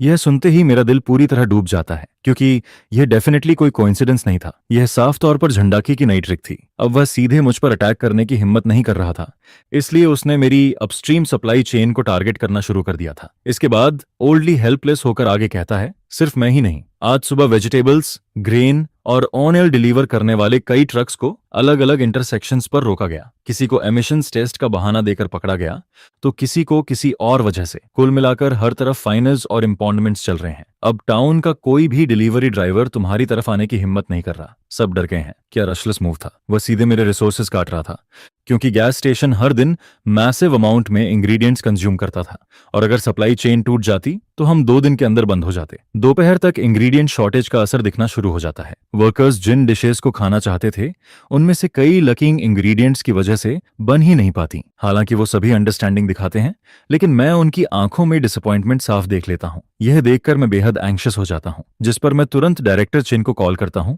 और पूरी सिचुएशन एक्सप्लेन करता हूं। यह सुनकर चिन गुस्से में कहता है, यह आउटरेजस है। यह सीधा एयरपोर्ट प्रोजेक्ट के नॉर्मल ऑपरेशन को सैबोटाज करना है। फिर वह प्रॉमिस करता है कि वह तुरंत टाउन ऑफिशियल्स से बात करेगा, लेकिन करीब 1 घंटे बाद वह हेल्पलेस टोन में वापस कॉल करता है और कहता है, फूचिंग, मैंने उनसे बात की। उन्होंने प्रोमिसेस तो बहुत अच्छे दिए और कहा कि सब तुरंत ठीक होगा, लेकिन उनके सबऑर्डिनेट सिर्फ कंप्लायंस का नाटक कर रहे हैं। अभी भी हर जगह चेक पॉइंट्स लगाए जा रहे हैं। ये लोकल प्रोटेक्शनिज्म है। ये उनका इंटरनल चेन ऑफ इंटरेस्ट्स है। हम कमांड सेंटर हैं, लोकल एडमिनिस्ट्रेशन पर हमारा डायरेक्ट जुरिस्डिक्शन नहीं है। ये लोग बस रॉक खेल रहे हैं और हमें स्टॉल कर रहे हैं। यह सुनकर मुझे समझ आ जाता है कि दूसरों पर डिपेंड करना बेकार है। अब मुझे खुद ही रास्ता बनाना पड़ेगा, जिस पर मैं तुरंत सुआन का नंबर डायल करता हूं और कहता हूं, सुआन, मेरी एक मदद करो। जिस पर मैं सुआन से पूछता हूं, क्या तुम्हारे पास अभी भी सिटी के होलसेल मार्केट के कॉन्टैक्ट्स हैं? यह सुनते ही सुआन तुरंत पूछती है, हाँ हाँ है, क्या हुआ, क्या प्रॉब्लम है? जिसके बाद मैं उसे जुंग डेटियन की टैक्टिक्स और अपनी करंट प्रेडिकमेंट के बारे में ब्रीफली एक्सप्लेन करता हूं। यह सुनकर फोन के दूसरी तरफ सुआन कुछ सेकंड तक चुप रहती है, फिर कहती है, यह बहुत रूथलेस मूव है। वह तुम्हें पूरी तरह कॉर्नर में पुश कर रहा है। अब तुम क्या करने वाले हो? सिटी से गुड्स सोर्सिंग करना काफी दूर पड़ेगा, कॉस्ट बहुत ज्यादा बढ़ जाएगी। ऊपर से तुम्हारे पास खुद का व्हीकल भी नहीं है। अगर रेंट या सेकंड हैंड व्हीकल लोगे तो और एक्सपेंस बढ़ जाएगा। जिस पर मैं तुरंत जवाब देता हूं, डायरेक्टर चिन ने जो सब्सिडी दी है उसे मैं इसी में यूज कर सकता हूं। सबसे जरूरी चीज यह है कि मैं अपनी सप्लाई खुद कंट्रोल करना चाहता हूं। मैं दोबारा किसी के हाथों चोक नहीं होना चाहता। यह सुनकर सुआन की आवाज में हल्की अप्रूवल महसूस होती है। फिर वह कहती है, वाह, यही स्पिरिट होनी चाहिए। और व्हीकल की चिंता मत करो, मेरा एक client second hand car business में है। मैं उससे तुम्हारे लिए एक स्ट्रॉन्ग और ड्यूरेबल छोटा ट्रक ढूंढने को कहती हूँ। शुरुआती पेमेंट भी मेरी तरफ से कवर हो जाएगी। होलसेल मार्केट की भी चिंता मत करो, मैं वहां बात कर दूंगी ताकि तुम्हें सबसे अच्छा सामान सबसे फेवरेबल होलसेल प्राइस पर मिले। फिर वह आगे कहती है, और याद रखो, अनिंग टाउन सिर्फ एक छोटा पॉन्ड है। जोंग डचेन यहाँ बड़ा फिश जरूर है, लेकिन पॉन्ड के बाहर उसकी कोई वैल्यू नहीं है। तुम्हें अपना रूट इस पॉन्ड के बाहर, रिवर्स और ओशंस में फैलाना होगा। सुआन की बातें सुनकर मेरी आंखें खुल जाती हैं, क्योंकि मैं हमेशा यही सोच रहा था कि मुझे अन्निंग टाउन में रहकर उससे लड़ना है, लेकिन मैं यह भूल गया था कि मैं उसे बाईपास करके कहीं बड़े प्लेटफॉर्म पर भी जा सकता हूं। इसके बाद 2 दिन बाद एक पुराना ब्लू पिकअप ट्रक मेरे कंस्ट्रक्शन साइट के एंट्रेंस पर आकर रुकता है, जिस पर सुआन खुद ट्रक ड्राइव करके लाती है और चाबी मेरी तरफ बढ़ाते हुए पूछती है, ड्राइवर्स लाइसेंस है ना तुम्हारे पास? जिस पर मैं कॉन्फिडेंस के साथ जवाब देता हूँ, हाँ, कॉलेज में बनवाया था, बस काफी समय से ड्राइव नहीं किया। यह सुनकर सुआन मुझे कंफर्ट करते हुए कहती है, कोई बात नहीं, ये ट्रक तुम आराम से चला लोगे। फिर वह कैजुअली ट्रक का बैग खोलती है और पूरी तरह भरे हुए ट्रक बेड को देखकर स्माइल करते हुए कहती है, और यह रही तुम्हारी फर्स्ट बैच गुड्स, मैं होलसेल मार्केट से आते वक्त खुद लेकर आई हूँ। उस मोमेंट में फ्रेश इंग्रेडिएंट से भरे उस ट्रक को देखकर और मेरे लिए इतनी दूर ट्रैवल करके आई सुआन को देखकर मेरी नाक हल्की सी भर आती है। जिस पर सुआन तुरंत मेरे शोल्डर पर हल्का थप्पड़ मारते हुए कहती है, अरे बस भी करो, इतना सेंटिमेंटल मत बनो, जल्दी सामान अनलोड करो, वर्कर्स अभी भी खाने का वेट कर रहे हैं। फिर वह हंसते हुए आगे कहती है, और जब तुम्हारा होटल ओपन हो जाए तो मेरे लिए कुछ प्रेसिडेंशियल सूट्स रिजर्व रखना मत भूलना। उस रात गैस स्टेशन के डिशेस पहले से कहीं ज्यादा अबंडेंट होते हैं। जब वर्कर्स को पता चलता है कि मैं खुद ट्रक ड्राइव करके सिटी से इतने किलोमीटर दूर से सामान लेकर आया हूं, तो सभी शॉक्ड रह जाते हैं। जिस पर फोरमैन जंग लिकर का बाउल हाथ में लेकर एक्साइटमेंट से भरे चेहरे के साथ मेरे पास आता है और कहता है, बॉस फू, मैंने अपनी लाइफ में बहुत कम लोगों की रिस्पेक्ट की है, लेकिन तुम उनमें से एक हो। तुम्हारी डेडिकेशन के लिए हम तुम्हारे साथ खड़े रहेंगे। यह गैस स्टेशन अब हम सबका घर है। अगर कोई भी हमारे घर को छूने की कोशिश करेगा तो हम आखिरी दम तक लड़ेंगे। यह सुनते ही सैकड़ों वर्कर्स एक साथ जोर से चिल्लाते हैं, हमारा घर, अगर कोई हमारे घर को छुएगा तो हम आखिरी तक लड़ेंगे। उस मोमेंट में मुझे समझ आ जाता है कि जंग डकिन की सैबोटेज प्लान पूरी तरह फेल हो चुकी है। वह मुझे क्रश तो नहीं कर पाया, लेकिन उसने अनजाने में मुझे और इन सिंपल और ऑनेस्ट वर्कर्स को और ज्यादा मजबूती से जोड़ दिया था। इसके बाद खुद का ट्रक और इंडिपेंडेंट सप्लाई चेन मिलने के बाद मेरा गैस स्टेशन मजबूती से अपनी जगह होल्ड कर लेता है, जिस पर मैं अपनी पूरी एनर्जी फिर से होटल कंस्ट्रक्शन में डालना शुरू कर देता हूँ। सुआन ने मेरे लिए जो डिजाइनर ढूंढा था वह सच में काफी स्किल्ड निकलता है। उसने होटल के लिए मॉडर्न और मिनिमलिस्ट स्टाइल डिजाइन किया था। आसपास के मेसी कंस्ट्रक्शन साइट के बीच वह होटल ऐसा लगता था जैसे फ्यूचर सिटी का कोई आर्ट पीस इस जमीन पर गिर गया हो। साथ ही डायरेक्टर चिन की एडवाइस पर मैं एक छोटा सुपरमार्केट भी खोल देता हूं, जहां सिगरेट, स्नैक्स और डेली नेसेसिटीज बेची जाती हैं। इसके अलावा मैं कुछ वॉशिंग मशीन्स भी खरीद लेता हूं ताकि लॉन्ड्री सर्विसेज भी प्रोवाइड कर सकूं। इस पॉइंट तक मेरा गैस स्टेशन एक फुली फंक्शनल माइक्रो कम्युनिटी बन चुका था, जो एयरपोर्ट वर्कर्स की लगभग हर परेशानी सॉल्व कर रहा था। इसी तरह वर्कर्स के वर्ड ऑफ माउथ के जरिए मेरी रेप्यूटेशन पूरे एयरपोर्ट प्रोजेक्ट में फैलने लगती है। अब हर कोई जानता था कि कंस्ट्रक्शन साइट के पास फ्यूइन नाम का एक यंग बॉस है। एक दिन जब मैं गैस स्टेशन पर अकाउंट्स देख रहा होता हूं, तभी डायरेक्टर चिन अचानक कुछ लोगों को लेकर अंदर आता है, जिस पर ग्रुप को लीड कर रहा करीब 40 साल का एक मिडिल एज्ड आदमी मेरी नजर में आता है। उसके साथ 2 यंग लोग भी होते हैं, जिनके हाथ में नोटबुक्स और कैमरों होते हैं। डायरेक्टर चिन तुरंत एक्साइटमेंट के साथ इंट्रोड्यूस करवाता है, बॉस फू, मैं आपको इंट्रोड्यूस करवाता हूं। यह चाइना साउथर्न एयरलाइंस हेडक्वार्टर्स के project and development department manager chain मो हैं। यह एयरपोर्ट के फ्यूचर फ्लाइट रूट्स के प्रिलिमिनरी इंस्पेक्शन के लिए यहां आए हैं। यह सुनते ही मेरा दिल एक पल के लिए रुक जाता है और मैं तुरंत खड़ा होकर हाथ आगे बढ़ाता हूं। मैनेजर चेन, हेलो, जिस पर जो प्रोफेशनल कमर्शियल स्माइल के साथ मेरा हाथ शेक करता है और कहता है, बॉस फू, आपके बारे में बहुत सुना है। डायरेक्टर चिन रास्ते भर आपकी काफी तारीफ कर रहे थे। मैं तुरंत मॉडस्ट टोन में जवाब देता हूं, डायरेक्टर चिन बस मेरी ज्यादा तारीफ कर रहे हैं। इसके बाद चिमो सीधे मुद्दे पर आता है और कहता है, हम अभी एयरपोर्ट कंस्ट्रक्शन साइट घूम कर आ रहे थे, तभी हमने आपकी हाईली डिजाइंड बिल्डिंग देखी। डायरेक्टर चिन ने बताया कि यह जल्द खुलने वाला होटल है, क्या आप इसके बॉस हैं? मैं एफर्मेटिवली जवाब देता हूँ, यस। यह सुनते ही चिमो तुरंत रिक्वेस्ट करता है, क्या आप हमें अंदर टूर करवा सकते हैं? जिस पर मैं तुरंत जवाब देता हूँ, ओ ऑफ कोर्स। इसके बाद मैं हाथ का लेजर नीचे रखता हूं और उन्हें अपने होटल की तरफ लेकर जाता हूं। रास्ते में चेओ लगातार सवाल पूछता रहता है और मैं कामली और क्लियरली जवाब देता रहता हूं। जब मैं उन्हें होटल लॉबी में लेकर पहुंचता हूं, जो अभी रेनोवेशन में थी, तो वहां मौजूद सभी लोग शॉक्ड रह जाते हैं, क्योंकि वहां खड़े होकर दूर बिजी टावर क्रेनेज वाला कंस्ट्रक्शन साइट साफ दिखाई देता था। और यह इमेजिन करना मुश्किल नहीं था कि फ्यूचर में यहीं सिल्वर प्लेन्स टेक ऑफ और लैंड करेंगे। वह विजुअल इंपैक्ट सच में अनपैरेलल्ड था, जिस पर CEO खुद को रोक नहीं पाता और सिंसियरली कहता है, अमेजिंग बॉस फू, आपकी विजन बहुत शानदार है। जबकि बाकी लोग सिर्फ डेमोलिशन कॉम्पेंसेशन को देख रहे थे, आपने फ्यूचर की वैल्यू देख ली। साथ ही उसके पीछे खड़ा असिस्टेंट लगातार फोटोजेस और नोट्स ले रहा होता है। इसके बाद हम रूफटॉप व्यूइंग टेरेस पर पहुंचते हैं, जहां से पूरा airport construction site panoramic view में दिखाई देता है। चिम्मो दूर देखते हुए धीरे से कहता है, हमारी एयरलाइंस क्रू मेंबर्स को हर डायरेक्ट फ्लाइट मिशन के बाद लैंडिंग सिटी में रेस्ट करना पड़ता है, इसलिए कॉन्ट्रैक्टेड होटल्स के लिए हमारी रिक्वायरमेंट्स काफी हाई होती हैं। सिक्योरिटी, प्राइवेसी और कन्वीनियंस तीनों जरूरी हैं। फिर वह मेरी तरफ मुड़कर चमकती आंखों से कहता है, आपके होटल की ज्योग्राफिकल एडवांटेज यूनिक है। यह तो हमारे प्लांट स्टाफ डॉर्मेट्री से भी एयरपोर्ट के ज्यादा करीब है। जिस पर वह सीधे मुझसे पूछता है, बॉस सुन होने के बाद क्या आप साउदर्न एयरलाइंस क्रू के डिजाइनेटेड होटल बनना चाहेंगे? यह सुनते ही मेरा दिल तेजी से धड़कने लगता है, क्योंकि किसी एयरलाइन के साथ long term cooperation agreement sign करने का मतलब था कि होटल खुलने से पहले ही मुझे सबसे स्टेबल और हाईएस्ट क्वालिटी कस्टमर सोर्स मिल जाता। यह सच में किसी ड्रीम जैसा था। जिस पर मैं अपनी एक्साइटमेंट दबाते हुए जवाब देता हूं, of course I am interested. यह सुनकर चिम्मो सेटिस्फैक्शन में सिर हिलाता है और कहता है, वेरी गुड, जब आपका होटल ऑफिशियली कंप्लीट हो जाएगा तब हम अपनी प्रोफेशनल असेसमेंट टीम भेजेंगे। अगर सब कुछ ठीक रहा तो हम स्ट्रैटेजिक कोऑपरेशन एग्रीमेंट साइन कर सकते हैं। इसके बाद वह अपनी पॉकेट से एक बिजनेस कार्ड निकालकर मेरी तरफ बढ़ाता है और कहता है, कांटेक्ट में रहिए। चम्मो और उसकी टीम को विदा करने के बाद मैं रूफटॉप पर अकेला खड़ा हवा एंजॉय कर रहा होता हूँ। मुझे सब कुछ किसी ड्रीम जैसा फील हो रहा था, लेकिन तभी नीचे उतरने से पहले मेरी नजर दूर डर्ट रोड के आखिर में खड़ी एक कार पर पड़ती है। वह जुंगडेटियन की कार थी, जिसमें वह खुद बैठा होता है और उसके बगल में एक दूसरा आदमी भी मौजूद होता है। इस मोमेंट में झुंगती मेरे होटल की तरफ इशारा करते हुए उससे कुछ कह रहा होता है, जिस पर मैं कामली नीचे उतरता हूं और तुरंत सुआन को मैसेज भेजता हूं, मेरे लिए किसी के बारे में पता लगाओ। फिर मैं रूफटॉप से फोन झूम करके उन दोनों की ब्लरी साइड प्रोफाइल फोटो लेता हूं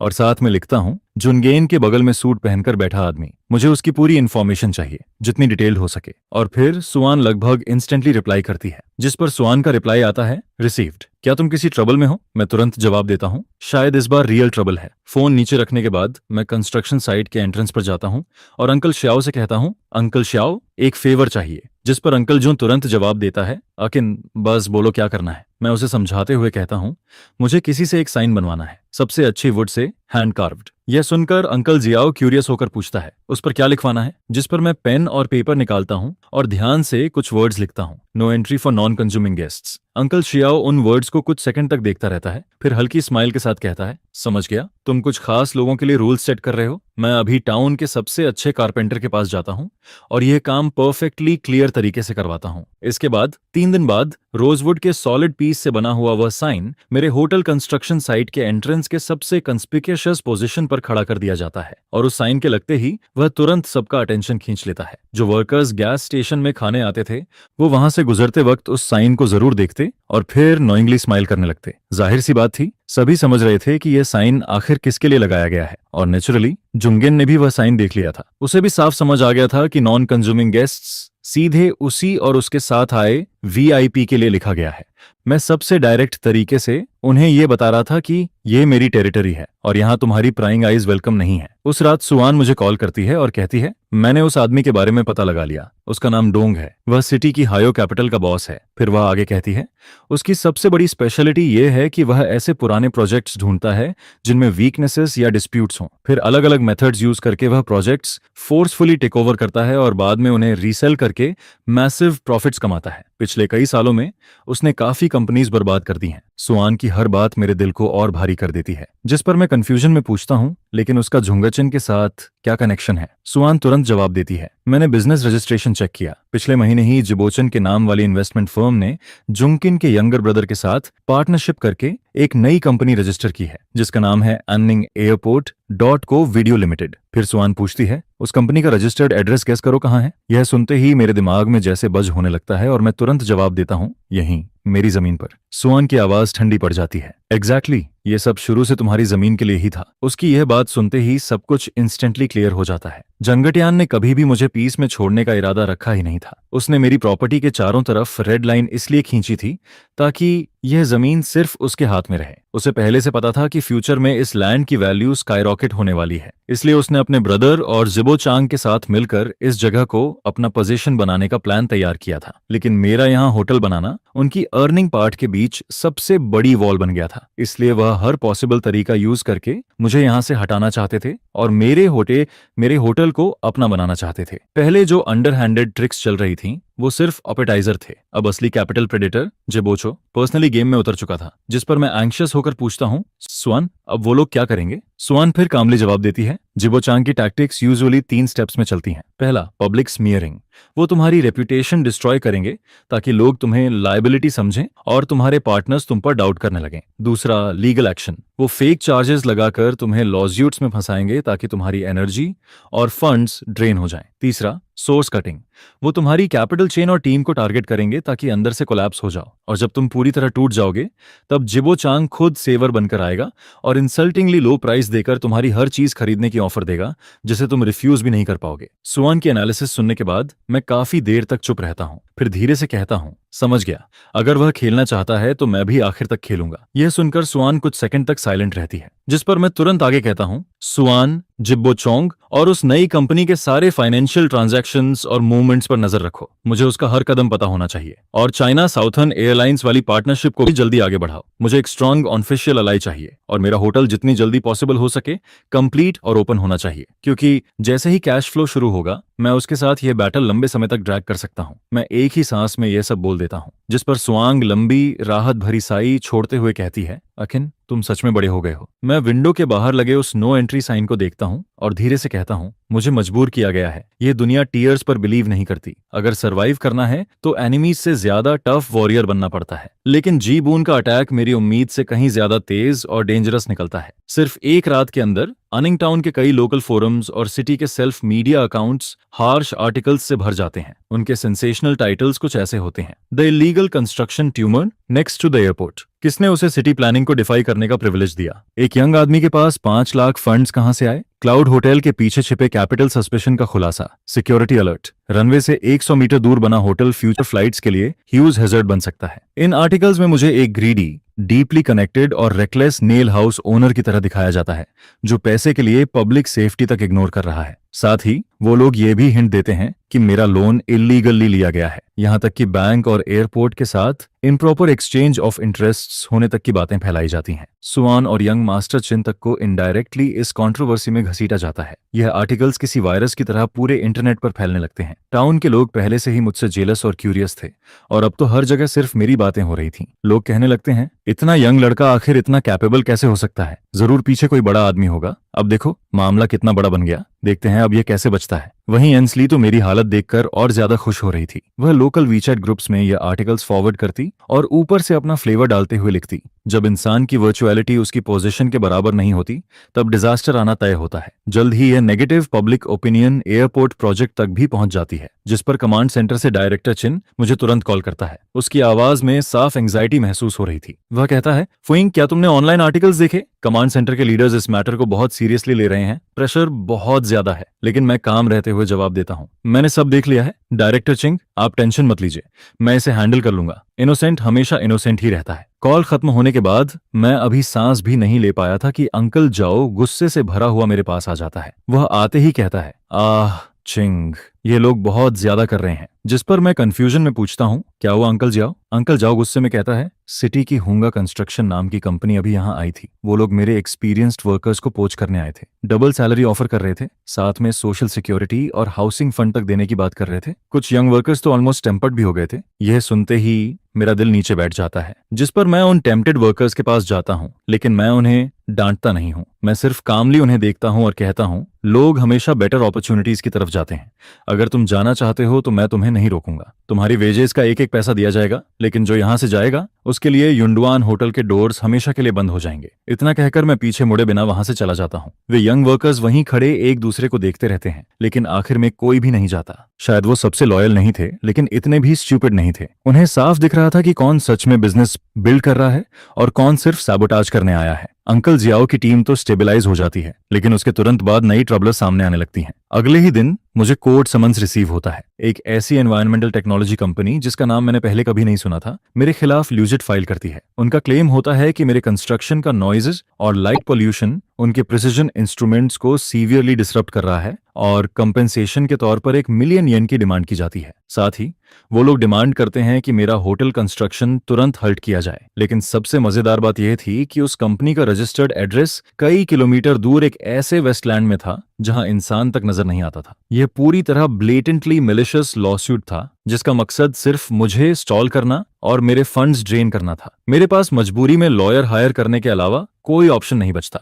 लेकिन मेरी फंड्स पहले से ही लिमिट तक स्ट्रेच्ड थीं और अब यह नया ह्यूज एक्सपेंस सामने आ चुका था। मैं हर दिन सिर्फ 3 या 4 घंटे ही सो पाता था। दिन में कंस्ट्रक्शन साइट संभालना, वर्कर्स की इमोशन सूट करना और लॉयर के साथ मीटिंग्स करना पड़ता था। वहीं रात में मुझे खुद सिटी जाकर गुड्स रीस्टॉक करने पड़ते और गैस स्टेशन का बिजनेस भी संभालना पड़ता। ये इमेंस प्रेशर मुझे ऑलमोस्ट सफोकेट करने लगता है और पहली बार मैं खुद पर डाउट करना शुरू कर देता हूँ। मेरा ओपोनेंट एक फाइनेंशियल टाइकून था जिसके पास मैसिव कैपिटल और प्रोफेशनल टीम थी, जबकि मेरे पास सिर्फ एक छोटी टीम और अकेला करेज था। तभी सुआन का कॉल आता है। वह कहती है, एकिंग डरो मत, मुझे सब पता चल गया है। जिबो चांग के ये 3 ट्रिक्स उसकी यूजुअल टैक्टिक्स हैं और बहुत लोग इनके सामने हार चुके हैं, लेकिन तुम अभी गैस स्टेशन के बाहर जाकर देखो। यह सुनकर मैं अपने टीयर्स पहुंचता हूं और कंफ्यूजन में बाहर की तरफ चलता हूँ। गैस स्टेशन के बाहर खाली जगह में दर्जनों वर्कर्स जो अभी अभी काम से लौटे थे अपने फोन्स हाथ में लेकर एक साथ खड़े होते हैं और वो सभी उन आर्टिकल्स के नीचे कमेंट्स कर रहे होते हैं जो मुझे स्मेयर कर रहे थे। बॉस, फू का खाना पूरे अनिंग टाउन में सबसे चीप और क्लीन है। मैं युंडवान होटल कंस्ट्रक्शन साइट पर काम करता हूँ। यहाँ के सेफ्टी स्टैंडर्ड सिटी के कई बड़े रियल एस्टेट प्रोजेक्ट्स से बेहतर हैं। जो भी रूमर्स फैला रहा है उसका मुंह तोड़ दूंगा। अगर ये होटल इलीगल है तो फिर दुनिया में कोई लीगल बिल्डिंग नहीं है।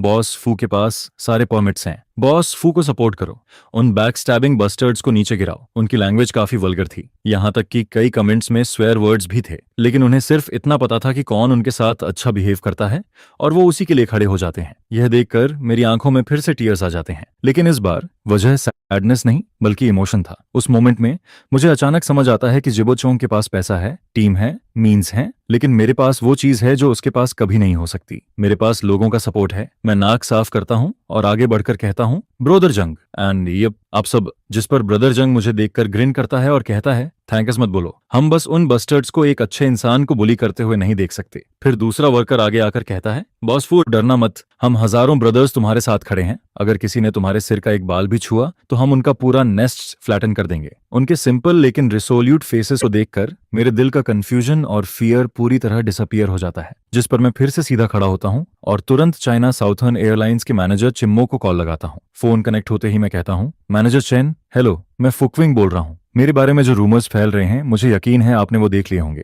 लेकिन मैं पॉइंटलेस एक्सप्लेनेशंस नहीं देना चाहता। मैं बस आपको और आपकी इवैल्यूएशन टीम को इनवाइट करना चाहता हूं कि आप कभी भी आकर मेरे होटल का इंस्पेक्शन कर सकते हैं, और मैं आपसे एक बेट लगाना चाहता हूं। अगर इवैल्यूएशन पास हो जाता है तो मैं चाहता हूं कि हम तुरंत कॉन्ट्रैक्ट साइन करें। बदले में कॉर्पोरेशन के पहले 3 सालों की फीस पर मैं आपको 20% डिस्काउंट दूंगा, और अगर इवैल्यूएशन फेल हुआ तो आपकी पूरी टीम का ट्रैवल एक्सपेंस मैं खुद पे करूंगा। मैं अपनी रेपुटेशन और फ्यूचर दोनों गैम्बल पर लगा रहा हूं। मेरी यह बात सुनकर चिम्मो काफी सरप्राइज्ड हो जाता है। फिर वह कहता है, बॉस फू, तुम्हारे अंदर काफी गट्स हैं और मुझे गट्स वाले लोग पसंद हैं। ऐसा करते हैं, मैं 3 दिन बाद अपनी सबसे प्रोफेशनल टीम लेकर आता हूँ। उम्मीद है तुम मुझे डिसअपॉइंट नहीं करोगे। जिस पर मैं तुरंत जवाब देता हूँ, इट्स अ डील। कॉल खत्म होने के बाद मैं तुरंत अंकल जव के पास जाता हूँ और कहता हूँ, अंकल जव, हमें 3 दिनों के अंदर होटल को इवैल्यूएशन टीम रिसीव करने लायक बनाना होगा। इसके बाद मैं अपनी बची हुई सारी फंड्स इस फाइनल स्प्रिंट में झोंक देता हूँ। मैं फाइन डेकोरेशंस जैसी टाइम कंज्यूमिंग चीजों को छोड़कर सिर्फ होटल के कोर एरियाज पर फोकस करता हूँ, ताकि जो हिस्से उसकी असली वैल्यू दिखाते हैं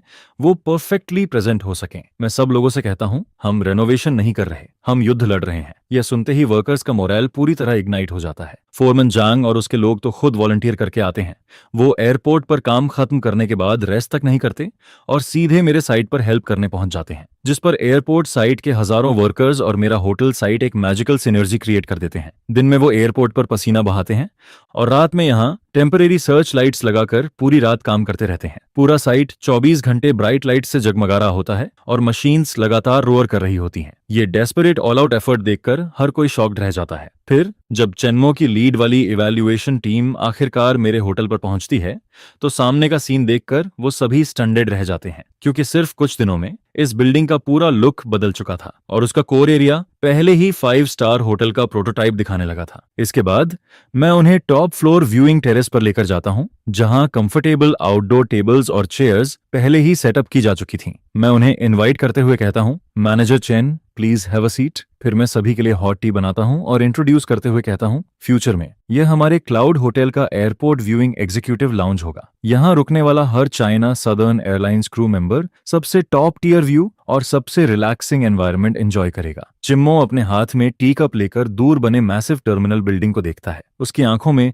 साफ शौक दिखाई दे रहा था। वहीं उसके पीछे टीम मेंबर्स अलग अलग इंस्ट्रूमेंट्स लेकर होटल के हर कॉर्नर में रिगियस टेस्ट्स कर रहे होते हैं। पूरा समय मेरा दिल गले में अटका रहता है। करीब 1 घंटे बाद जब सारे टेस्ट्स कंप्लीट हो जाते हैं तो ग्लासेस पहने टेक्निकल डायरेक्टर चिम्मो के पास आता है और उसे फ्रेशली प्रिंटेड रिपोर्ट थमाता है, जिस पर चेन्मो उस रिपोर्ट को बहुत ध्यान से पढ़ना शुरू करता है। वह बहुत स्लोली पढ़ रहा होता है और मेरी पैम्स लगातार स्वेट कर रही होती हैं। आखिरकार वह रिपोर्ट नीचे रखता है और शार्प नजरों से मुझे देखते हुए कहता है, बॉस फू, मुझे मानना पड़ेगा कि तुमने मिरेकल क्रिएट किया है। चाहे कंस्ट्रक्शन क्वालिटी हो या डिजाइन कॉन्सेप्ट, तुम्हारा होटल हमारी एक्सपेक्टेशंस से कहीं ऊपर निकला है। खासकर साउंड प्रूफिंग, इंडोर नॉइज को 40 डेसिबल से नीचे रखना काफी रिमार्केबल है। ये सुनते ही मेरा दिमाग फाइनली रिलैक्स हो जाता है, क्योंकि इसी साउंड प्रूफिंग इफेक्ट के लिए हमने उन टाइम कंज्यूमिंग और लेबर इंटेंसिव फाइन डेकोरेशंस को छोड़ दिया था, और अब उसे देखकर लग रहा था कि यह सैक्रिफाइस पूरी तरह वर्थ इट था। लेकिन तभी चेनमो अचानक टॉपिक बदलते हुए कहता है, हाउएवर, तुम्हारा होटल अभी सिर्फ हाफ फिनिश्ड है, कई सपोर्टिंग फैसिलिटीज अभी कंप्लीट नहीं है, इसलिए टेक्निकली ये अभी हमारी कोऑपरेशन कमिटमेंट मीट नहीं करता। ये सुनकर मैं डीप ब्रेथ लेता हूँ और अपना बैकअप प्लान बताने ही वाला होता हूँ,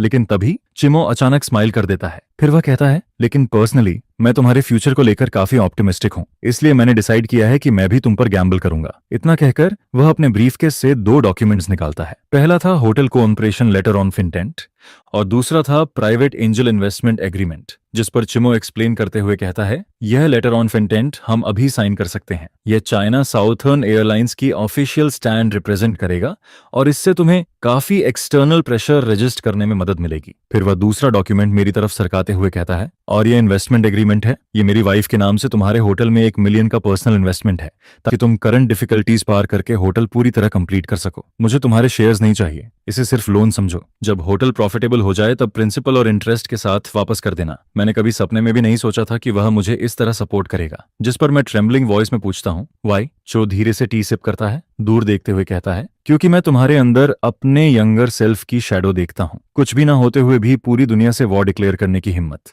आजकल ऐसे यंग लोग बहुत कम बचे हैं और मैं तुम्हारा ड्रीम डर्टी कैपिटल के हाथों क्रेडल में ही मरते नहीं देखना चाहता। यह सुनते ही मेरी आंखें गर्म हो जाती हैं। मैं तुरंत खड़ा होकर उसे डीप बॉ करता हूँ और कहता हूँ, मैनेजर चैन, थैंक यू। मैं फूटिंग स्वेयर करता हूँ कि मैं कभी भी आपके ट्रस्ट को बेट्रे नहीं करूंगा। उसी दोपहर अपने हाफ फिनिश्ड होटल की रूफटॉप पर खड़े होकर मैं उस $1 मिलियन एग्रीमेंट पर साइन करता हूँ। लेकिन ठीक उसी मोमेंट मेरे फोन पर सुआन का मैसेज आता है। जिबो चांग ने सेकेंडरी मार्केट में हमारे बैंक शेयर्स की होस्टाइल टेकओवर शुरू कर दी है। वह मुझे फोर्सफुली स्टेप डाउन करवाना चाहता है। यह मैसेज पढ़ते ही ऐसा लगता है जैसे किसी ने मेरे ऊपर आइस वाटर डाल दिया हो, क्योंकि मुझे साफ समझ आ जाता है कि सुआन सिर्फ मेरी वजह से टारगेट बन चुकी है। जिस पर मैं तुरंत सुआन को कॉल लगाता हूँ। फोन काफी देर तक रिंग होता रहता है, फिर आखिरकार उठता है। सुआन बेहद एग्जॉस्टेड वॉइस में कहती है, अकिन, मैं अभी मीटिंग में हूँ, जल्दी बोलो। मैं तुरंत पूछता हूँ, तुम कैसी हो? लेकिन सुआन बीच में ही इंटरप्ट करते हुए फेक रिलैक्स्ड टोन में कहती है, मैं ठीक हूँ, ये बिजनेस वर्ल्ड के नॉर्मल गेम्स हैं, तुम्हें वरी करने की जरूरत नहीं है, मैं हैंडल कर लूंगी, बस तुम अपना होटल कंप्लीट करो, वही मेरी सबसे बड़ी सपोर्ट होगी। जिबो चोंग जैसे लोग प्रॉफिट को सबसे ऊपर रखते हैं। अगर तुम्हारा प्रोजेक्ट सक्सेसफुल हो जाता है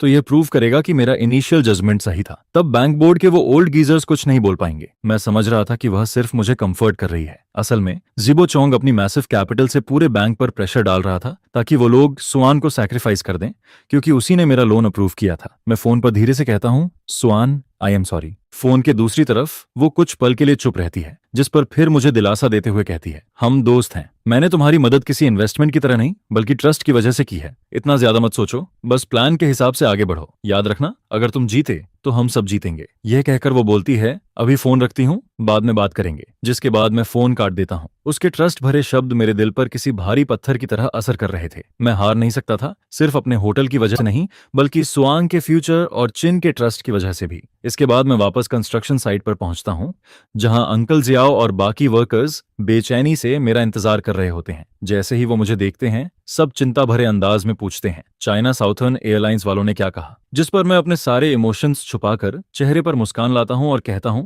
वो लोग काफी सेटिस्फाइड हैं, वो हमारे साथ लेटर ऑफ इंटेंट साइन करने वाले हैं। यह सुनते ही पूरी साइट पर खुशी की आवाजें गूंजने लगती हैं। पिछले कई दिनों की मेहनत आखिरकार रंग लाई थी। मैं उनके सीधे साधे और ईमानदार मुस्कानों को देखता हूं, जिस पर उसी वक्त अनाउंस करता हूं कि जितने वर्कर्स ने ओवरटाइम करके काम पूरा किया है उन सबको इस महीने डबल पे मिलेगा, और एयरपोर्ट स्टाफ जिन्होंने हमारी मदद की उन्हें 1000 UN बोनस दिया जाएगा। यह सुनकर सभी लोग और भी ज्यादा खुश हो जाते हैं। अगले दिन चेनमो मेरे अकाउंट में पूरे 1 मिलियन UN ट्रांसफर कर देती है, जिसके साथ ही चाइना साउथर्न एयरलाइंस के लीगल डिपार्टमेंट की तरफ से स्टैम्प्ड लेटर ऑफ इंटेंट की स्कैन कॉपी भी भेज दी जाती है। अब चाइना साउथर्न एयरलाइंस के ऑफिशियल एंडोर्समेंट के बाद मिस्टीरियस बैकग्राउंड और इलीगल कंस्ट्रक्शन वाली सारी अफवाहें अपने आप टूटने लगती हैं। इसके बाद मैं चो को कॉल करता हूं और कहता हूं, डायरेक्टर क्विन, मैं एयरपोर्ट कमांड सेंटर के नाम पर एक प्रेस कॉन्फ्रेंस होल्ड करना चाहता हूं। जिस पर चो कुछ देर के लिए चुप पड़ जाता है और पूछता है, प्रेस कॉन्फ्रेंस किस बारे में? मैं तुरंत उसे समझाता हूँ।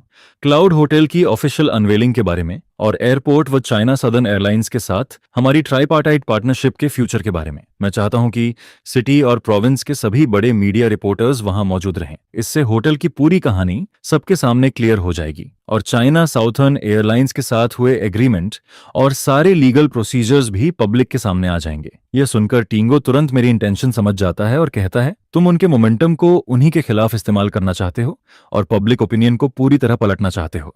जिस पर मैं एक एक शब्द साफ तरीके से बोलता हूं, हाँ, अब मैं उनसे हाइड एंड सीक नहीं खेलना चाहता। जब वो मुझे फेमस बनाना ही चाहते हैं तो फिर मैं पूरी तरह फेमस बनूंगा। फोन के दूसरी तरफ चिंगशो काफी देर तक सोचता रहता है, क्योंकि यह उसके लिए भी एक रिस्क था। अगर प्रेस कॉन्फ्रेंस में कुछ गलत हो जाता तो जिम्मेदारी उसे भी उठानी पड़ती। आखिरकार वो फैसला लेता है और कहता है, ठीक है, मैं तुम्हारा सपोर्ट करूंगा। एयरपोर्ट को तुम्हारे जैसे पार्टनर की जरूरत है और अनिंग टाउन के डेवलपमेंट को भी ऐसी वाइटैलिटी चाहिए। मैं रिपोर्टर्स को कांटेक्ट कर देता हूं। एयरपोर्ट कमांड सेंटर का कॉन्फ्रेंस रूम अब से 3 दिन बाद के लिए फिक्स है। फुकविंग, चलो मिलकर एक शानदार टर्न अराउंड बैटल लड़ते हैं। इसके बाद देखते ही देखते 3 दिन गुजर जाते हैं। चिंशो की कनेक्शंस काफी स्ट्रांग थीं। उसने सिटी के लगभग सभी बड़े मीडिया हाउसेस को इनवाइट कर लिया था। सुबह ठीक 10 बजे प्रेस कॉन्फ्रेंस ऑफिशियली शुरू होती है, जिस पर मैं गहरी सांस लेकर पोडियम तक जाता हूं और बोलना शुरू करता हूं। मीडिया के दोस्तों, डिस्टिंग्विश्ड गेस्ट्स, आप सभी को हेलो। मेरा नाम फ्यूइन है और मैं क्लाउड होटल का फाउंडर हूं। मुझे पता है कि हाल के दिनों में मेरे और इस होटल को लेकर ऑनलाइन काफी रूमर्स फैलाए गए हैं। कुछ लोग कहते हैं कि मैं मिस्टीरियस हूं, कुछ कहते हैं कि मेरे फंड्स का सोर्स अननोन है और कुछ लोग इस बिल्डिंग को एयरपोर्ट के पास बना कैंसर तक कहते हैं। लेकिन आज मैं यहाँ सिर्फ एक बात कहने आया हूँ, इनमें से कुछ भी सच नहीं है। मैं बस अनिंग टाउन का एक ऑर्डिनरी लड़का हूँ। मेरे पेरेंट्स बहुत पहले गुजर गए थे और मेरे लिए ये पुराना घर छोड़ गए थे। जब पूरा टाउन डेमोलिश हो रहा था और सिर्फ मेरा घर रेड लाइन के बाहर बचा था, तब मैंने ना रोया और ना शिकायत की। मुझे बस ऐसा लगा कि फेट ने मुझे यहाँ किसी रीजन की वजह से छोड़ा है। इसके बाद मैं आगे कहता हूँ, मैंने अपने पेरेंट्स की छोड़ी हुई सारी इनहेरिटेंस निकाल दी, फिर बैंक से 3 लाख का लोन लिया और समहाउ 5 लाख येन स्टार्टअप कैपिटल जुटाया, जिसके बाद मैंने इस पुराने घर को तोड़कर दोबारा बनाया। मैं इसे एक अबैंडन्ड हाउस से बदलकर ऐसा होटल बनाना चाहता था जो नए एयरपोर्ट को सर्व कर सके। मैंने इसका नाम क्लाउड रखा क्योंकि मैं चाहता था कि यह किसी एयरप्लेन की तरह क्लाउड्स और ऊंचे फ्यूचर की तरफ सोयर करे। मेरी आवाज पूरी तरह काम रहती है। मैं कोई ड्रामा क्रिएट नहीं कर रहा था, बल्कि बस सच्चाई बता रहा था। एक ऐसे यंग मैन की कहानी जो अपनी ताकत से अपना घर बचाना चाहता था और अपने ड्रीम्स को चेस कर रहा था। धीरे धीरे पूरा वेन्यू शांत होने लगता है। कई रिपोर्टर्स अपने पेन नीचे रख देते हैं और चुपचाप मेरी बात सुनने लगते हैं। मैं आगे कहता हूं, मेरी फंडिंग का हर पेनी पूरी तरह क्लीन है। जिसने मुझे लोन दिया वो बैंक फ्रेंड आज सिर्फ अपनी प्रोफेशनलिज्म और इंटीग्रिटी की वजह से फॉल्स एक्सेशन झेल रही है। यह कहते हुए मैं ऑडियंस में बैठी सुआन की तरफ देखता हूं। वो एक कोने में बैठी थी और उसकी आंखें हल्की लाल हो चुकी थीं। फिर मैं कहता हूं, मेरे कंस्ट्रक्शन का हर कदम लीगल और कंप्लाइंट रहा है। जिस पर एयरपोर्ट हेडक्वार्टर्स के डायरेक्टर चिन, जिन्होंने प्रोजेक्ट क्वालिटी सुपरवाइज की थी, मेरी तरफ सिर हिलाते हैं। उनकी आंखों में एनकरेजमेंट साफ दिखाई दे रहा था। इसके बाद मैं बोलता हूं, और मेरा फ्यूचर किसी ट्यूमर की तरह नहीं है, क्योंकि मैं पहले ही चाइना साउथर्न एयरलाइंस की मैनेजर चिनमो के साथ प्रिलिमिनरी स्ट्रैटेजिक पार्टनरशिप तक पहुंच चुका हूं। यह कहते हुए मैं पीछे लगे बैकड्रॉप और दीवार पर टंगे लेटर ऑफ इंटेंट की तरफ इशारा करता हूं। फ्यूचर में यह जगह China southern airlines crew members के लिए सबसे वार्म हेवन बनेगी। जैसे ही मैं अपनी बात खत्म करता हूं, पूरा वेन्यू अचानक हंगामे से भर जाता है। चाइना साउथर्न एयरलाइंस के साथ ऑफिशियल पार्टनरशिप यह आज की सबसे बड़ी खबर थी। उस डॉक्यूमेंट के सामने सारे डाउट्स फीके और कमजोर लगने लगे थे। इसके बाद मैं फ्रंट रो में बैठे अंकल जाऊं और 4-मैन जंग की तरफ इशारा करके साफ शब्दों में कहता हूं, हो सकता है मेरे पास कोई बड़ा बैकग्राउंड या बैकिंग ना हो, लेकिन मेरे पास अपने होम टाउन के लिए कुछ करने का दिल जरूर है। मुझे सपोर्ट करती है यह जमीन जिससे मैं प्यार करता हूं, वो लीडर्स जो मेरा सपोर्ट कर रहे हैं, वो पार्टनर्स जो मुझ पर ट्रस्ट करते हैं और वो वर्कर्स जो मेरे साथ खून और पसीना बहा रहे हैं। इसके बाद प्रेस कॉन्फ्रेंस Q&A सेशन में एंटर करती है। तभी एक मेल रिपोर्टर खड़ा होकर तेज आवाज में पूछता है, मिस्टर फू, आपने अभी कहा कि आपकी बैंक फ्रेंड को आपकी वजह से सप्रेस किया जा रहा है। जहां तक मुझे पता है, हाल ही में हायू कैपिटल नाम की कंपनी आपकी फ्रेंड के बैंक पर होस्टाइल टेकओवर कर रही है और ऑनलाइन आपको बदनाम करने वाले सेल्फ मीडिया अकाउंट्स के पीछे भी हायू कैपिटल का शैडो दिखाई देता है। क्या आपको लगता है कि यह सब आपको टारगेट करने वाला मैलिशियस कमर्शियल एक्ट है? यह सुनते ही पूरे वेन्यू की नजरें मुझ पर टिक जाती हैं, जिस पर मैं कुछ पल चुप रहता हूं, फिर साफ आवाज में जवाब देता हूं। इस दुनिया में 2 तरह के लोग होते हैं, एक वो जो वैल्यू देखते हैं और उसे क्रिएट और प्रोटेक्ट करना चाहते हैं, और दूसरे वो जो सिर्फ लूटना और डिस्ट्रॉय करना जानते हैं ताकि आखिर में सब कुछ खुद ले सकें। हम क्रिएटर्स का हमेशा वेलकम करेंगे, लेकिन उन ग्रीडी प्लंडरर्स के लिए हमारे दरवाजे हमेशा बंद रहेंगे। फिर मैं आगे कहता हूं, मुझे यकीन है कि सूरज की रोशनी के नीचे हर स्कीम और हर ट्रिक एक दिन जरूर सामने आएगी। जैसे ही मैं यह बात खत्म करता हूँ, पूरा वेन्यू जोरदार तालियों से गूंज उठता है। उसी दोपहर क्लाउड होटल की खबर सिटी के सभी मेजर मीडिया फ्रंट पेजेस पर छा जाती है। अब मेरी इमेज किसी कंट्रोवर्शियल नेल हाउस ओनर की नहीं, बल्कि एक लेजेंडरी एंटरप्रेन्योरियल पायनियर की बन चुकी थी। एक ऐसा इंडिपेंडेंट, टफ और आउटस्टैंडिंग यंग मैन जिसने अनफेयर फेट और कैपिटल के सामने झुकने से इनकार कर दिया था। लेकिन प्रेस कॉन्फ्रेंस खत्म होने के सिर्फ दूसरे दिन ही नई मुसीबत आ जाती है। सुबह सुबह सेक्रेटरी जब भागते हुए मेरे पास आता है और चिल्लाकर कहता है, एकिंग बड़ी प्रॉब्लम हो गई। जिस पर मैं तुरंत पूछता हूँ, क्या हुआ? वो घबराकर कहता है, होटल का वाटर सप्लाई कट कर दिया गया है। यह सुनते ही मेरा दिल बैठ जाता है। मैं तुरंत पूछता हूँ, क्या हुआ? हमने वाटर बिल टाइम पर पे नहीं किया था क्या? जिस पर अंकल जाओ तुरंत जवाब देता है, किया था, लेकिन टाउन वाटर प्लांट वालों का कहना है कि हमारे एरिया की मेन पाइपलाइन रिपेयर के लिए 1 हफ्ते तक बंद रहेगी। यह लोकल बुलीज का सबसे कॉमन डर्टी ट्रिक था। बिना पानी के होटल का फाइनल रेनोवेशन वर्क पूरी तरह रुक जाता, और उससे भी बुरी बात, हमारा बिजनेस नॉर्मली ऑपरेट ही नहीं कर पाता। मैं तुरंत अंकल चिन के बारे में सोचता हूँ, लेकिन इससे पहले कि मैं उसे कॉल करता, तभी एक अनएक्सपेक्टेड आदमी मेरे दरवाजे पर आ पहुंचता है। वो खुद का इंट्रोडक्शन देते हुए कहता है, मेरा नाम वोंग व्यू है। मैं पहले होंगू ग्रुप का चेयरमैन हुआ करता था। होंगू ग्रुप, ये नाम मुझे थोड़ा फेमिलियर लगता है। शायद ये सिटी की कभी बहुत फेमस रियल एस्टेट कंपनी थी, लेकिन मैंने सुना था कि कुछ साल पहले कैपिटल चेन टूटने की वजह से यह ओवरनाइट बैंकक्रप्ट हो गई थी। जिस पर वी गो मुझे बेहद कॉम्प्लेक्स नजरों से देखता है और कहता है, मैं आज यहाँ तुम्हें कुछ बताने आया हूँ। हायू कैपिटल का बॉस जिसने तुम्हें इस हालत तक पहुंचाया है, जिरबोचोंग, वही आदमी है जिसने बिल्कुल इसी तरीके से मुझे भी बर्बाद किया था। यह सुनते ही मुझे तुरंत समझ आ जाता है कि मेरे सामने खड़ा आदमी कोई एनिमी नहीं, बल्कि मेरा नेचुरल एलाय है। जिस पर मैं क्यूरियोसिटी के साथ पूछता हूँ, चेयरमैन वोंग, आखिर हुआ क्या था? जिसके बाद वुआ दर्द भरी यादों में खो जाता है और कहता है, मैं भी तुम्हारी तरह एक बड़े कमर्शियल कॉम्प्लेक्स को डेवलप कर रहा था। मैंने अपनी पूरी नेटवर्थ उसमें लगा दी थी, लेकिन जब प्रोजेक्ट ऑलमोस्ट कंप्लीट होने वाला था, तभी जीबी सामने आया। फिर वो किसी सेवर की तरह दिखावा करते हुए आया और 30% से भी कम कीमत पर मेरे सारे शेयर्स और लगभग तैयार प्रोजेक्ट को खरीद लिया। देखते ही देखते मैं बिलियनियर से कर्ज में डूबा हुआ एक गरीब आदमी बन गया। वुआ की कहानी और जो कुछ मैं अभी फेस कर रहा था, दोनों में खतरनाक समानता थी। फर्क सिर्फ इतना था कि उसका एंडिंग कहीं ज्यादा ट्रैजिक था। इसके बाद वुआ अपने ब्रीफकेस डॉक्यूमेंट्स का एक मोटा बंडल निकालता है और कहता है, मैं इतने सालों से उसके क्राइम्स के एविडेंस कलेक्ट कर रहा हूँ। जिबॉक बहुत रूथलेस आदमी है, लेकिन उतना ही ओवर कॉन्फिडेंट भी। उसके कई शेडी डील्स के ट्रेस अभी भी मौजूद हैं। ये सब ओवरसीज शेल कंपनीज के जरिए किए गए थे।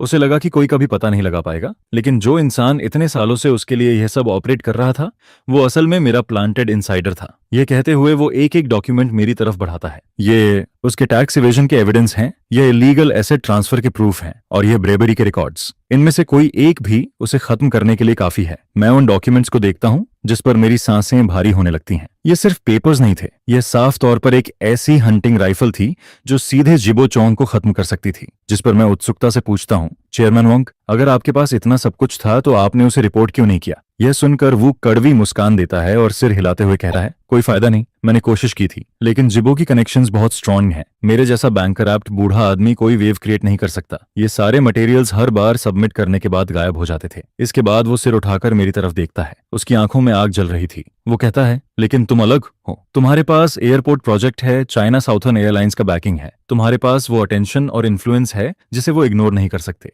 मेरे हाथों में ये बस स्क्रैप आयरन है, लेकिन तुम्हारे हाथों में यही चीज ड्रैगन का सिर काट सकती है। ये सुनते ही मेरे हाथ हल्के कांपते हैं। जब मैं उन भारी डॉक्यूमेंट्स को पकड़ता हूँ, मुझे समझ आ जाता है वह यहाँ मुझसे मदद मांगने नहीं आया था, वो अपने रिवेंज की उम्मीद मुझे सौंपने आया था। उसी वक्त टीनो का कॉल आता है। फोन पर वो कहता है, मुझे वाटर शट ऑफ के बारे में पता चल गया है। मैंने अभी सिटी लीडर्स को इन्फॉर्म किया है और मेयर इस बात पर फ्यूरियस है। वो खुद इस मैटर को देख रहा है। ज्यादा से ज्यादा आधे घंटे में वाटर और पावर दोनों वापस नॉर्मल हो जाएंगे। और एक और बात, म्यूनिसिपल डिसिप्लिनरी इंस्पेक्शन टीम पहले ही अनिंग टाउन पहुंच चुकी है। सबसे पहले वो जोंग डेटियन को समन करने वाले हैं। मेरे हाथों में डॉक्यूमेंट्स थे और कानों में चिंगू की आवाज गूंज रही थी, जिस पर मेरे अंदर इमोशंस का अजीब मिक्स बनने लगता है। मुझे पता चल चुका था कि अब काउंटर अटैक का समय आ गया है। मैं सिर उठाकर बेहद फर्म नजरों से सामने देखता हूँ और धीरे से कहता हूँ, यह ब्लेड मैं एक्सेप्ट करता हूँ। मैं प्रॉमिस करता हूँ, जस्टिस चाहे देर से आए, लेकिन कभी एब्सेंट नहीं होगा। डिसिप्लिनरी इंस्पेक्शन टीम के अनिंग टाउन पहुंचने की खबर वाटर शट ऑफ नोटिस से भी ज्यादा तेजी से फैल जाती है। जंग डेटियन को पूछताछ के लिए ले जाया जाता है, जहां पूरे 5 घंटे तक